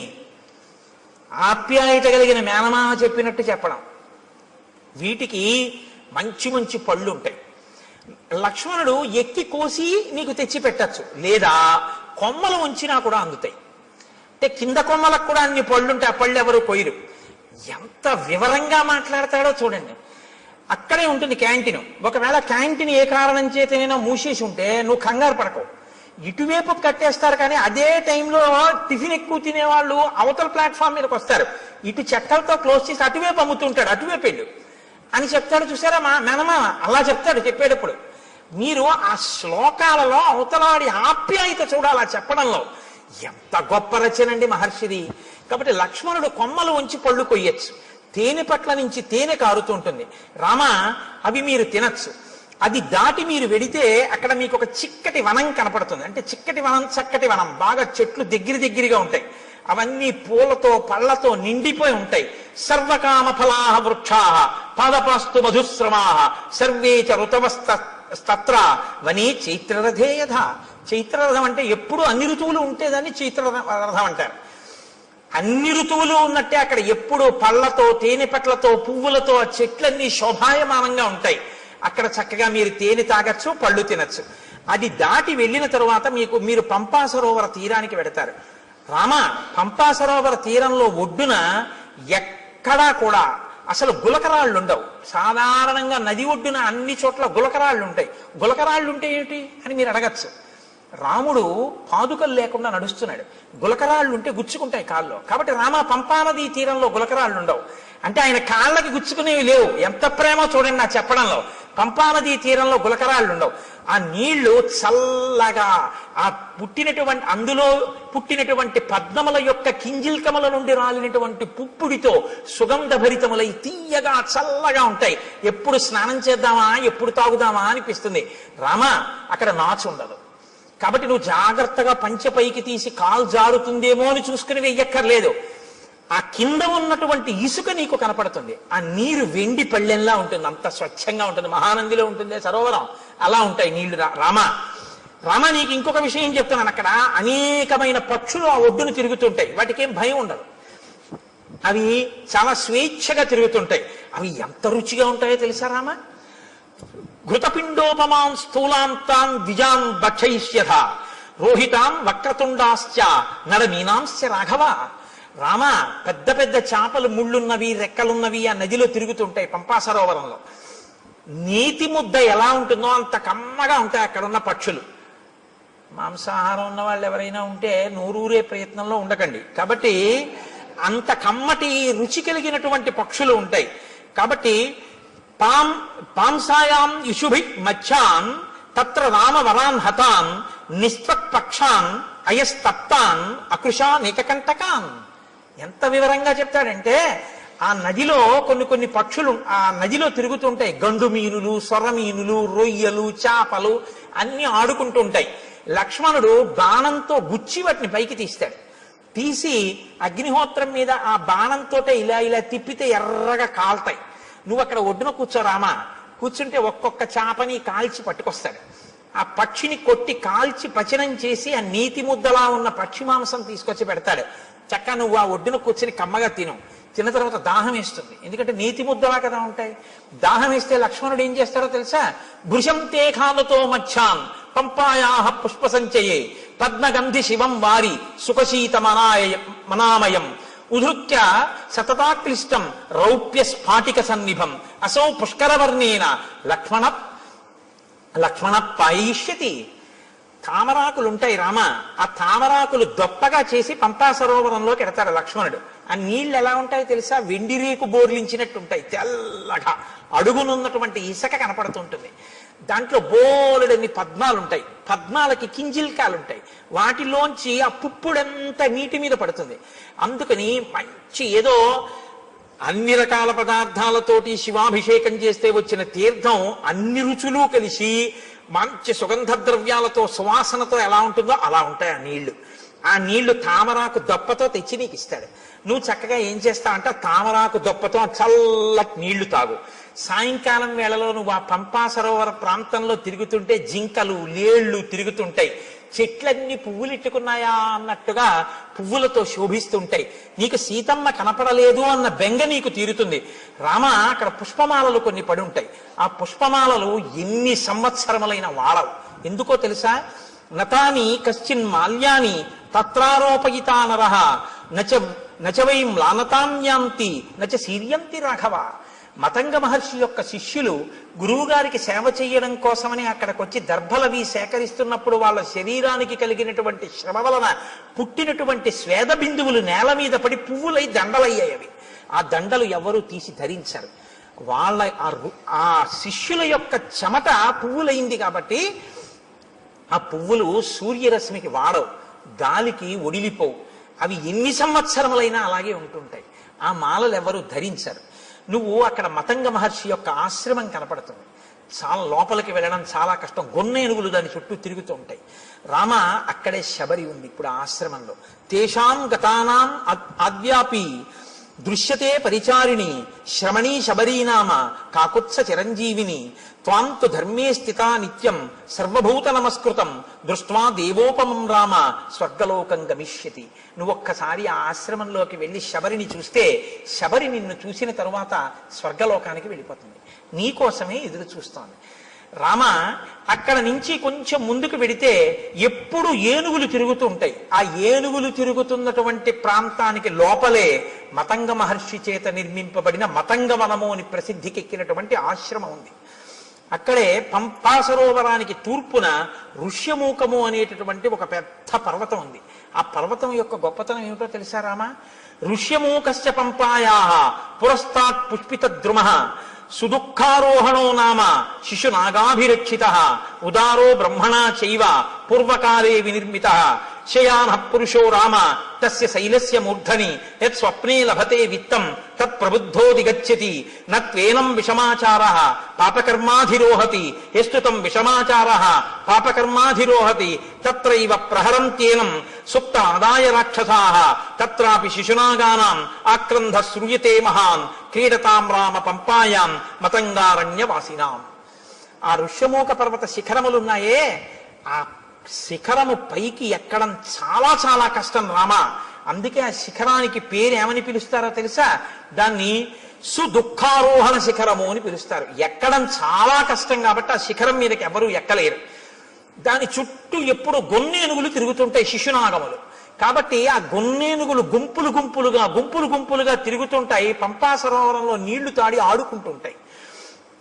ఎవరైనా శిఖరం పైకెక్కి రాత్రి నిద్రపోయినప్పుడు వాళ్ళ కల్లో ఏం కనపడుతుందో అది వాళ్ళకి దొరుకుతుంది తెల్లవారేటప్పటికి.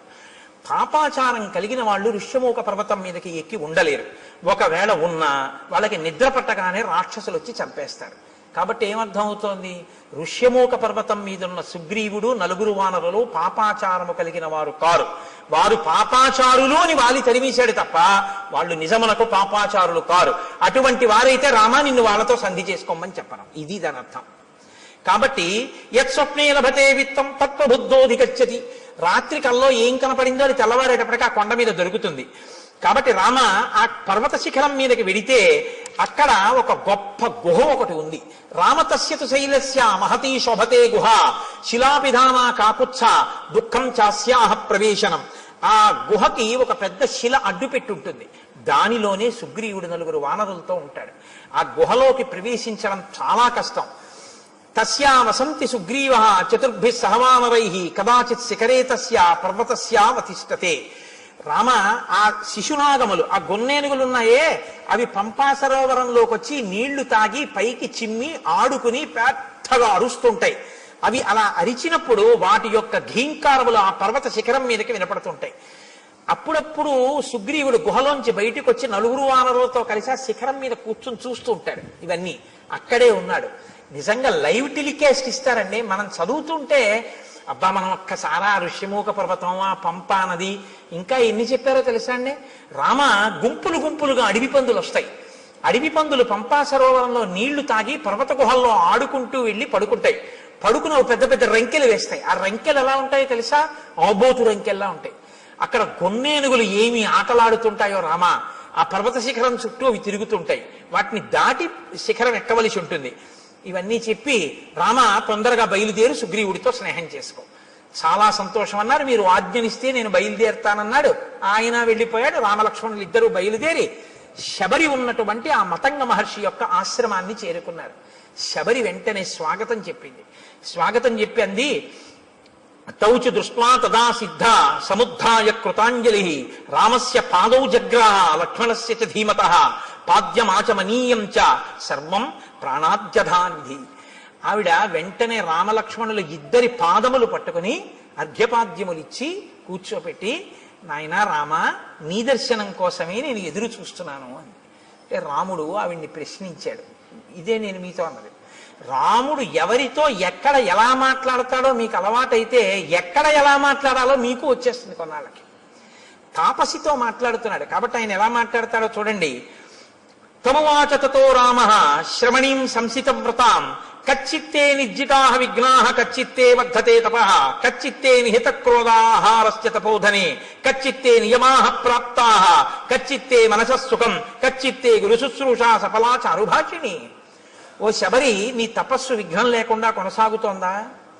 నువ్వు ఆహారమును స్వీకరించేటప్పుడు నియమాన్ని ఉల్లంఘించకుండా ఆహారాన్ని తీసుకోవడంలో ఏ ఇబ్బంది లేకుండా తీసుకుంటున్నావంటే రుచికి లొంగకుండా ఉండగలుగుతున్నావా?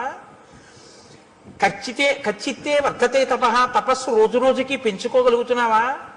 ప్రతిరోజు నియమాలు పాటిస్తున్నావా? నీ మనసు సుఖంగా ఉంటోందా? నీ గురు శుశ్రూష బాగా చరిగిందా? నాకు వాటి గురించి చెప్పు. ఎవరిని ఏవడగాలో అవి అడగాలి. అడిగితే ఆవిడ చాలా సంతోషించింది. అద్య ప్రాప్తా తపస్సిద్ధి తవ సందర్శనాన్మయ అద్యమే సఫలం తప్తం గురువస్య సుపూజితాః అద్యమే సఫలం జన్మ స్వర్గశ్చైవ భవిష్యతి త్వయి దేవ వరే రామ పూజితే పురుషర్షభ చక్షుషా తవ సౌమ్యేన పూతాస్మి రఘునందన గమిష్యాం అక్షయాన్ లోకాన్ తత్ప్రసాదాదరిందమా. నాయన, ఎప్పటి నుంచో నీ దర్శనం కోసమే ఎదురు చూస్తున్నాను. నా తపస్సు ఇంతకాలం నిర్విఘ్నంగా సాగింది అని గుర్తేమిటో తెలుసా? నా తపస్సు సిద్ధి పొందింది అనడానికి తార్కాణమే నీ దర్శనం. నీ దర్శనం కోసమే చూస్తున్నాను. నీ దర్శనం కోసమే ఇంతకాలం నుంచి ఎదురు చూస్తూ ఉన్న నాకు ఈ కన్నులతో నిన్ను చూసే భాగ్యం కలిగింది కాబట్టి, నేను ఉన్న ప్రయోజనం పూర్తయిపోయింది కాబట్టి నువ్వు అనుమతించిన తర్వాత ఇంకా నేను ఊర్ధ్వలోకాలకి వెళ్ళిపోతాను. మయాతు వివిధం వన్యం సంచితం పురుషర్షభ తవార్థే పురుష వ్యాఘ్ర పంపాయా స్థిర సంభవం. పంపానదీ తీరమునందు ఉన్నటువంటి అనేకమైన కందమూలములను ఫలములను నువ్వు ఎప్పుడొస్తావో నీకు పెడదామని నేను తీసుకొచ్చి దాచి ఉంచాను. అంటే మీరు ఈ మాటలో ఒక విషయం గుర్తుపెట్టుకోవాలి. శ్రద్ధ అని ఒకటి ఉంటుంది. శ్రద్ధ అంటే ఏమిటో తెలుసా అండి? ఎప్పుడో అప్పుడు రాముడు వస్తాడని తీసుకొచ్చి 2 దానిమ్మ పళ్ళు వచ్చి చూద్దాం, ఇవాళ కూడా ఇన్నాళ్ళు రాలేదు, ఇవాళ వచ్చేసాడు ఏంటలే పోన్లే, దానిమ్మ పళ్ళు 2-3 రోజులు ఉంటాయి కాబట్టి 2-3 రోజులు రాకపోతే అప్పుడు మళ్ళీ తీసుకొద్దామని పెట్టి కూర్చోవడం కాదు. ద్రాక్ష పళ్ళ గుత్తి నైవేద్యం పెట్టడానికి ద్రాక్ష పళ్ళ గుత్తి నుంచి ద్రాక్ష పళ్ళు విడతీసి కడిగి నైవేద్యం పెట్టడానికి చాలా తేడా ఉందిగా. ఉందా లేదా? మీకు గుత్తిస్తే తింటారా? విడదీసి కడిగి పట్టరా అంటారా? అనరా? ఈశ్వరుడు తినాలంటే గుత్తెలా నైవేద్యం పెడుతున్నావు? నీకు తినాలని కోరుకుంటే పూజలో అంతర్భాగం చక్కగా పళ్ళన్నీ విడదీసి నీళ్లతో కడిగి పళ్ళెంలో చక్కగా అందులో మెత్తబడిపోయిన పళ్ళు తీసేసి మిగిలిన పళ్ళు వెండి పళ్ళెంలో నీ వెండి పళ్ళెం కూడా కాదుగా, ఇచ్చారుగా పెద్ద పళ్ళెం, చక్కగా నైవేద్యం పెట్టమని అందులో చక్కగా విశాలంగా పెట్టి, రామ చక్కగా మెల్లగా అమ్మ, నా తల్లి సీతమ్మ, లక్ష్మణయ్య ఒక్కొక్క పండు తీసుకుని హాయిగా తినండి అని ఆ పళ్ళెం అక్కడ పెట్టి ప్రశాంతంగా నివేదన చెయ్యి. నువ్వు కడిగినందుకు పొంగిపోతాడు ఆయన. అది పూజ. ఓరి ఓరి ఓరి వీడు నేను తినాలని పళ్ళు కడుగుతున్నాడు సీత చూసావా అంటాడు. గుత్తి అక్కడెట్టి నైవేద్యం పెట్టాడు. ఏమండి చూసారా? అందులో చప్పబడిపోయినవి, మెత్తపడిపోయినవి, కుళ్ళిపోయినవి అన్నీ పెట్టేస్తున్నాడు. ఎదురుగుండా కనపడు మగించలు నేను విప్పి పెడుదును, కానీ తల్లి సీతమ్మ చూస్తోంది. అన్ని ద్రాక్షపళ్ళు నువ్వే కడిగేసి అరటిపండు తొక్కలు నువ్వే తీసేసి అన్నీ పెట్టేస్తే మా ఆయనకి నేను పెట్టుకోవద్దయ్యా ప్రేమతో, అవి నాకి నేను విప్పి పెట్టుకుంటాను ఎంత బాగున్నాయో అంటోంది. అమ్మకి ఇస్తాను, అమ్మ విప్పి పెడుతుంది. ఇదిగో అమ్మ చేతిలో పెడుతున్నాను, ఇవి మీరు గింజలు ఒలుచుకు తినండి, ఇవి మాత్రం అమ్మ గింజలు ఒలిచే వరకు ఇవి తింటుండండి రామా అని మీరు భావన చేసి సంతోషంగా ఓసారి ఆ పళ్ళెం అక్కడ పెట్టి 2-3 నిమిషాలు సంతోషపడిపోయి మీ ఎదురుగుండా సీతారామ లక్ష్మణులు హనుమ ఉన్నారనుకుని అప్పుడు మీరు నైవేద్యం పెట్టి, నా స్వామి తింటున్నాడు, ఆయన తింటున్నప్పుడు ఆ పళ్ళరసం కంఠంలోకి దిగుతుంటే సంతోషంగా ఆయన చూస్తున్నాడని మీరు భావన చేస్తే నన్ను నమ్మండి, అది ప్రసాదమే, ఆయన తిన్న శేషం ఇది. అసలు ఆ భావన లేకపోతే మిమ్మల్ని నైవేద్యం పెట్టమని పంపించిన ఆయన యొక్క ద్రవ్యం వృధా తప్ప ఉపయోగమే ఉండదు. కాబట్టి నేను రోజూ పంపా సరోవరం నుంచి తెచ్చాను, పళ్ళు తెచ్చి అక్కడ పెట్టాను, రామ మీరు స్వీకరించండి, అక్కడ పెట్టింది. అంతేకాని కొరికి చూసింది, కొరికి చూసి పెట్టింది, ఇలాంటి పిచ్చి పిచ్చివన్నీ లేవు. ఆవిడ శుశ్రూష చేసింది గురువులకి, మతంగ మహర్షికి. ఆవిడికి తెలుసు ఎక్కడెలా ప్రవర్తించాలో. ఆవిడ శ్రద్ధ ఎక్కడా మీకు అర్థమవుతుందని నేను ఈ మాటలు చెప్పాను, నైవేద్యం పెట్టడం ద్రాక్ష పళ్ళ గుత్తి గురించి. ఆవిడ అలా ప్రతిరోజు సేకరించి తీసుకొచ్చి అక్కడ పెట్టింది. ఏమో రాముడు వస్తారేమో, పెట్టుకోవాలి, ఎప్పటి పళ్ళప్పుడు. నేను చైతన్య కుసుమ ప్రియా అమ్మవారు. అందుకే అమ్మవారికి బంగారు తామరలతో బంగారం పూలు చేయించాలని అంటారు. బంగారం పూలతో చేయిస్తే మీరు గుర్తుపెట్టుకోండి జాగ్రత్తగా, చాలా మంది చేసేస్తారు కానీ దానికి ఒక కాడ ఉంటుంది. రెండో రోజు ఎవరో ఏం చేస్తాడు, ఇలా తీస్తాడు ఆ పూలు, అది గీసుకుని అమ్మవారి పాదానికి ఎర్రగా ఉన్న నా తల్లి పాదం మీద గీత పడి చిన్ని నెత్తుటి చుక్క పైకి చిందిందనుకోండి, మీరు 1,000,000 జన్మలెత్తినా మీ పాపం పోదు. ఎవడు చేయమన్నాడు ఆ పూలు? ఓ గడ్డి పువ్వు తెచ్చి అక్కడ పెట్టు చాలు. అందుకే ఆవిడ చెప్పింది చైతన్య కుసుమ ప్రియా, నేను చైతన్యం ఉన్న పువ్వుల్ని ఇష్టపడతాను అని చెప్పింది ఆవిడ. ఈ బంగారం పూలు వెండి పూలు తెచ్చేమని ఎవడు చెప్పలేదు, ఎవడో వెర్రెక్కిన వాడు మొదలెట్టాడు ఇవన్నీ. కాబట్టి అలాంటి పిచ్చి పనులు అనవసరం. చైతన్య కుసుమాలు ప్రకృతిలో వచ్చాయి, వాటితో చేస్తే చాలు. అందుకే ఏ ఋతు పుష్పములను ఆ ఋతువునందు పూజ చేస్తే ఈశ్వరుడు ప్రీతి చెందుతాడు. అసాధారణమైనవి తెచ్చే ప్రయత్నం చేయకూడదు. అక్కడ నీకు లభ్యమయ్యే వాటితో చేస్తేనే ఈశ్వరుడు సంతోషిస్తాడు ఎప్పుడు. శ్రద్ధ. కాబట్టి శబరి వాటినన్నింటినీ అక్కడ పెట్టింది. ఇహతే భావితాత్మానో గురవే మే మహావనే జుహావాంచక్రియే తీర్థం మంత్రవన్ మంత్రపూజితం. నాయన ఇదిగో మా గురువు గారి యొక్క గొప్పతనం ఏమిటో చూపిస్తాను రా, ఆశ్రమం చూపిస్తానని తీసుకెళ్లి గురవోమే మహావనే, మా గురువు గారు ఈ అరణ్యంలోనే తిరిగారు, ఈ ఆశ్రమంలో. ఆయన ఒకానొకప్పుడు తన మంత్రశక్తితో గంగా నదిని ఆవాహన చేశారు. ఇదిగో ఇక్కడ ఆ తీర్థం ఇప్పటికీ ప్రవహిస్తోంది ఆశ్రమంలో, చూడు. ఇయం ప్రత్యక్షస్థలీవేది ఎత్ర తేమే మనస్కృతాః పుష్పోపహారం కుర్వంతి శ్రమదుద్వేషిభిః కరైః. చాలా బడలిపోయినటువంటి నీరసంతో ఉన్న శరీరంతో ఉపవాసములు చేసి చేసి ఉన్నటువంటి శరీరం కాబట్టి భగవంతుని యందు ధ్యానంలో ఒళ్ళు మరిచిపోయిన వారు కనుక లేచి పుష్పమాల ఇలా వణికిపోతున్న చేత్తో స్వామికి సమర్పించారు. ఇక్కడే ఆయన అగ్నికార్యం చేశారు. వాళ్ళు వెళ్ళిపోయి చాలా కాలమైంది. నువ్వు చిత్రకూట పర్వతం మీద ఉన్నప్పుడు వాళ్ళు దివ్య విమానాలు ఎక్కి వెళ్ళిపోయారు. రామ, ఇప్పటికీ వేదులు ఎలా ప్రకాశిస్తుంటాయో చూడు, దిశలన్నీ ప్రకాశిస్తాయి ఈ వేదుల వల్ల. వాళ్ళు చేసినటువంటి అగ్నికార్యం ఇప్పటికీ అంత తేజస్సుతో ఉంది. తేషాం తప ప్రభావేన తస్యాద్యాపి రఘుత్వః ద్యోతయంతి దిశ సర్వాః శ్రియా వేద్యోతుల ప్రభా అశక్నువద్భిస్తైర్గంతుం ఉపవాస శ్రమాలసైః చింతితేభ్యగతాన్ పశ్య సహితాన్ సప్తసాగరాన్. చింతితేభ్యాగతాన్ పశ్య, ఎంత గొప్ప మాట అండి. ఆయనట అక్కడ కూర్చుని తపస్సు చేసి చేసి చేసి చేసి హోమం చేసి చేసి చేసి చేసి సాయంకాలం సంధ్యావందనం వేళవుతోంది, లేచి వెళ్ళాలి అనుకున్నారట. కానీ అశక్నువద్భిస్తైర్గంతుం, లేచి వెళ్ళడానికి ఓపిక లేదు, ఇంకా నీరసంగా ఉంది శరీరం. ఎలా అనుకుని సప్త సాగరములారా ఇలా రండి స్నానం చేస్తానన్నారట. 7 సముద్రాలు వచ్చి ఇక్కడ ప్రవహించాయి. నా గురువు గారు ఇందులో స్నానం చేశారు రామా, చూడండి ఆవిడ. అంటే ఈ జాతి యందు ఋషుల యొక్క శక్తి ఏమిటో చూస్తున్నారు మహర్షి రామచంద్రమూర్తి. అద్యాపి నామ శుష్యంతి ప్రదేశే రఘునందన. మా గురువు గారు శిష్యులు ఇక్కడే నారచీరలు ఒంటి మీద బట్టతో స్నానం చేయాలి, చేసి ఆ బట్ట పిండి ఆరేశారు. వారి శరీరమునకు తగిలిన కారణం చేత ఆ చీరలు ఆరలేదు. అది వాళ్ళ తపశ్శక్తి. దేవకార్యాణి కుర్వద్భిః యానీమాని కృతాని వైః పుష్పైః కువలయై సార్థం మ్లానత్వం నోపయాంతి వై.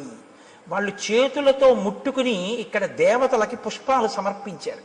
ఆ పువ్వులు ఇన్ని సంవత్సరములైన వాడవు, అలాగే ఉన్నాయి చూడు. ఇది మా గురువు గారి గొప్పతనం. కాబట్టి రామ, నేను నీ గురించి ఎదురు చూస్తున్నాను.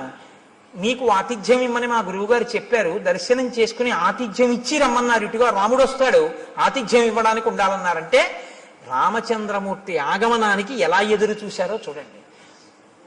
నీకు నేను స్వాగతం నెరపాను కాబట్టి ఇక నేను ఊర్ధ్వలోకాలకి వెళ్ళిపోతాను. ఎంత తేలిగ్గా చెప్పేసిందో ఆవిడ వెళ్ళిపోతానని. అంటే రాముడు లక్ష్మణుడి వంక చూసి శరభంగాశ్రమంలో చూశారు ఈ శక్తి. ఒక ఆడది, తాపసి, సన్యాసి, ఆవిడ చెప్తోంది వెళ్ళిపోతానని. ఈ దేశంలో ఆడవాళ్లు కూడా అంత తపశ్శక్తి సంపన్నులు. అనసూయని చూసాం, శబరిని చూస్తున్నాం. కాబట్టి ఇత్యుక్తా జటిలా వృద్ధ చీరకృష్ణాజినాంబర తస్మిన్ ముహూర్తే శబరి దేహం జీర్ణం జిహాసతి అనుజ్ఞాతాతు రామేణ హుత్వాత్మానం హుతాశనే జ్వలత్సావ సంకాశ స్వర్గమేవ జగామస దివ్యాభరణ సంయుక్త దివ్యమాల్యానులేపన దివ్యాంబరధరా తత్ర బభూవ ప్రియదర్శన విరాజయంతి తం దేశం విద్యుత్ సౌదామినీ యథా యత్ర తే స్మృతాత్మానో విహరంతి మహర్షయః తత్పుణ్యం శబరీ స్థానం జగామాత్మ సమాధిన. ఆవిడ కట్టుకున్నటువంటి నారచీర, ఆవిడ కట్టుకున్నటువంటి కృష్ణాజినాంబరం మొదలైనటువంటి వాటిని విడిచిపెట్టేసేసి ఆవిడ ఏవి కట్టుకుందో వాటితోటే అక్కడ అగ్నిహోత్రాన్ని రగల్చి అగ్నిహోత్రంలోకి ప్రవేశించింది. తన శరీరాన్ని కూడా అగ్నిహోత్రంలో వ్రేల్చింది. ఆ శరీరము అగ్నిహోత్రమునందు తప్తమైపోతూ ఉండగా మెరుపు తీగ ఎలా ఉంటుందో అటువంటి శరీరం కింద మారిపోయి దివ్యమైనటువంటి ఆభరణములు, దివ్యమైనటువంటి వస్త్రములు ధరించినదై ఈయన చూస్తుండగానే నమస్కారం చేస్తూ స్వర్గలోకానికి చేరిపోయి, ఇత పూర్వం ఆమె సేవించిన గురువులు ఎక్కడున్నారో, ఆ గురువుల శిష్యులు ఎక్కడున్నారో అక్కడికి ఈవిడ కూడా వెళ్ళిపోయింది. గురు సేవ ఎంత గొప్పదో నిరూపిస్తుంది శబరి వృత్తాంతం. గురువుగారిని సేవించినందుకు శబరి ఆ స్థితిని పొందింది రామాయణంలో. అందుకే రాముడికి అన్నిటికన్నా ఇష్టం గురుసేవ. కాబట్టి తత్పుణ్యం శబరీ స్థానం జగామాత్మ సమాధిన. ఆవిడ వెళ్ళిపోయిన తరువాత రాముడు లక్ష్మణుడితో కలిసి సప్తానంచ సముద్రాణం యేషు తీర్థేషు లక్ష్మణ ఉపస్పృష్టంచ విధివత్ పితరశ్చాపి తర్పితాః ప్రణష్టం అశుభం తత్వత్ కళ్యాణం సముపస్థితం తేన తత్వేన హృష్టం మే మనో లక్ష్మణ సంప్రతి హృదయేహి నరవ్యాఘ్ర శుభం ఆవిర్భవిష్యతి. ఇది ఎందుకు మనం స్నానం చేయాలో తెలుసుకోవాలి. రాముడు వెంటనేట అక్కడ సప్తసాగరములను ఋషులు తీసుకొచ్చారు కదండి, అందులో స్నానం చేసి పితృతర్పణం చేశాట. చెయ్యగానే అన్నట్ట, మన దుర్దశ పోయింది లక్ష్మణ, ఇప్పుడు నా మనస్సు ఉల్లాసాన్ని పొందుతోంది, నాకు మంగళములు కనపడుతున్నాయి, నా మనస్సు ప్రసన్నమై ఏదో మంచి జరగబోతోంది అని తెలుస్తోంది. ఇంత గొప్ప తీర్థంలో స్నానం చేయడం వల్ల మన పాపం నశించింది. మీరు చెప్తే ఆశ్చర్యపోతారు. ఒకనకొకప్పుడు ఒక ఆయన చాలా ఇబ్బందుల్లో ఉండేవాడు. ఆయన వెళ్ళి స్నానం చేసే స్థితిలో లేడు. ఎందుకంటే ఆయనకు అప్పటికి ఒక యాక్సిడెంట్ అయ్యి కట్టు కట్టారు. ఆయన చాలా కష్టాల్లో ఉంటే ఒక మహాత్ముడు ఒక ఆయనతో కలిసి నేను వాళ్ళ ఇంటికి వెళ్ళడం జరిగింది. ఆయన నన్ను అడుగుతున్నాడు, ఏమండి నేను చాలా ఇబ్బందుల్లో ఉన్నాను. సాధారణంగా ఇలాంటి ప్రశ్నలు ఏదో ఈయన చెప్పగలను అనుకుంటా, రామాయణం చెప్తావని చెప్పగలనా, ఏదో పాపం వాళ్ళ సంతోషం అడుగుతూ ఉంటారు. ఏం చేయమంటారు అంటే నేను ఆలోచిస్తున్నాను, ఏం చేయమని చెప్దాం, యాక్సిడెంట్ అయింది, కాళ్ళు విరిగిపోయి కట్లు కట్టేశారు, ఏం చేయమని చెప్తే ఏం చేయగలడు అని ఆలోచిస్తుంటే నాతో వచ్చిన మహాత్ముడు పక్కున్నవి అన్నారు, ఎందుకంటే దానికి అంత బాధపడతారు, ఇక మీకేమీ అవదు, పుష్కరం నుంచి సీసాతో నీళ్లు తెచ్చుకు చల్లుకోకండి, కారు చేయించుకుని మీ ఊళ్ళో పుష్కరాలు అవుతున్నాయిగా, గోదావరి పుష్కరాలు, ఒక్కసారి నదిపాయ మీకు దగ్గరగా ఎక్కడుందో అక్కడికి వెళ్ళి ఆ ఒడ్డున కూర్చుని ఇలా వంగండి, కింద కట్లు తడవకూడదు కానీ తల తడవచ్చుగా, గోదావరిలో నీళ్లు తీసుకొచ్చి సంకల్పంతో మీ తల మించి కంఠం తడిచే వరకు పోసుకోండి, తడిబట్టతో ఒళ్ళు తుడుచుకుని ఇంటికి రండి, మీ దరిద్రం అక్కడతో పోతుందన్నాడు. మీరు నమ్ముతారా? నేను యథార్థం చెప్తున్నా, రామాయణం చెప్తూ. ఆయన నిజంగా వెళ్ళి ఆ పుష్కర స్నానం చేశాడు, అంతే. ఇవాళ ఆయన ఎంత సంతోషంగా ఉన్నాడో, ఇక మళ్ళీ ఆయన ఏమీ పట్టుకోలేదు. తీర్థస్నానం అంటే ఉత్తినే రాలేదండి, మహాత్ముల యొక్క సంకల్ప శక్తితో వచ్చాయి. ఒక గోదావరి ఉత్తినే రాలేదు, గౌతమ మహర్షి యొక్క తపఫలం. అందుకే నదులు ఎక్కడెక్కడ ఈశ్వరుడు ఉంటే అక్కడికక్కడికి వెళ్ళి చుట్టుకుంటాయి. ఎవరి దారి నేర్పారని? కృష్ణమ్మ ఉంది, విజయవాడ కనకదుర్గమ్మని సేవిస్తుంది, మంగళగిరి వెడుతుంది, అమరేశ్వరుణ్ణి సేవిస్తుంది. అక్కడి నుంచి ఎవరు చెప్పారని? శ్రీశైలం వెళ్ళిపోతుంది, ఆ లోయల్లో వెళ్ళిపోయి అక్కడికి వెళ్ళి ఆ పాతాళ గంగా జలమజ్జన నిర్మలాంగా భస్మ త్రిపుండ్ర సమలంకృత పాల భాగా గాయంతి దేవముని భక్త జనాభవంతం శ్రీమల్లికార్జున విభో తవ సుప్రభాతం అన్నీ వదిలిపెట్టి శ్రీగిరిని చుట్టుకుంటుంది. దానికి ప్రదక్షిణం చేసి వెళ్ళిపోతుంది. ఎవరు నేర్పారు నదికి? ఆ నదుల గొప్పతనం అవే. అవి ఈశ్వరుణ్ణి సేవిస్తాయి. ఋషులు తీసుకొచ్చారు వాటిని. మాకు దక్షారామంలో సప్తగోదావరి అని ఉంది, ఋషులు తీసుకొచ్చారు. దాని స్నానమే, దాని ఫలితమే. కాబట్టి రాముడు స్నానం చెయ్యగానే ప్రసన్నుడయ్యాడు. స్నానం శక్తి ఇస్తుందా అండి అంటే నువ్వు ఆ నమ్మకంతో చేసి చూడు. నీకు టాబ్లెట్ లో ఏ కంపోజిషన్ అందులో ఏముందో నీకు విరేచనాలు అవుతుంటే నీకు ఏ సూక్ష్మ క్రిముల వల్ల వచ్చాయో ఇది వేసుకుంటే నీ రక్తంలో ఎలా కలుస్తుందో ఆ బ్యాక్టీరియా ఎలా చచ్చిపోతుందో నీకు తెలిస్తే చచ్చిపోయా? డాక్టర్ గారు 3 పూట్ల వేసుకోమన్నాడు, వేసుకున్నావు, చచ్చిపోయా లేదా? విరేచనాలు తగ్గాయా లేదా? డాక్టర్ గారు చెప్తే మాత్రం నేను ఎలా వేసుకుంటానండి, ఇందులో ఏముందో నాకు తెలియాలండి, తెలిస్తేనే నేను వేసుకుంటానండి అంటే ఒక్కనాడే తగ్గదు. నీ నమ్మకం ప్రధానం. మణి, మంత్రము, ఔషధము మూడింటికే నమ్మకం. కాబట్టి ఇప్పుడు నమ్మి స్నానం చేశాడు, ఫలితం వస్తుంది. విశ్వాసమే ఈశ్వరుడు.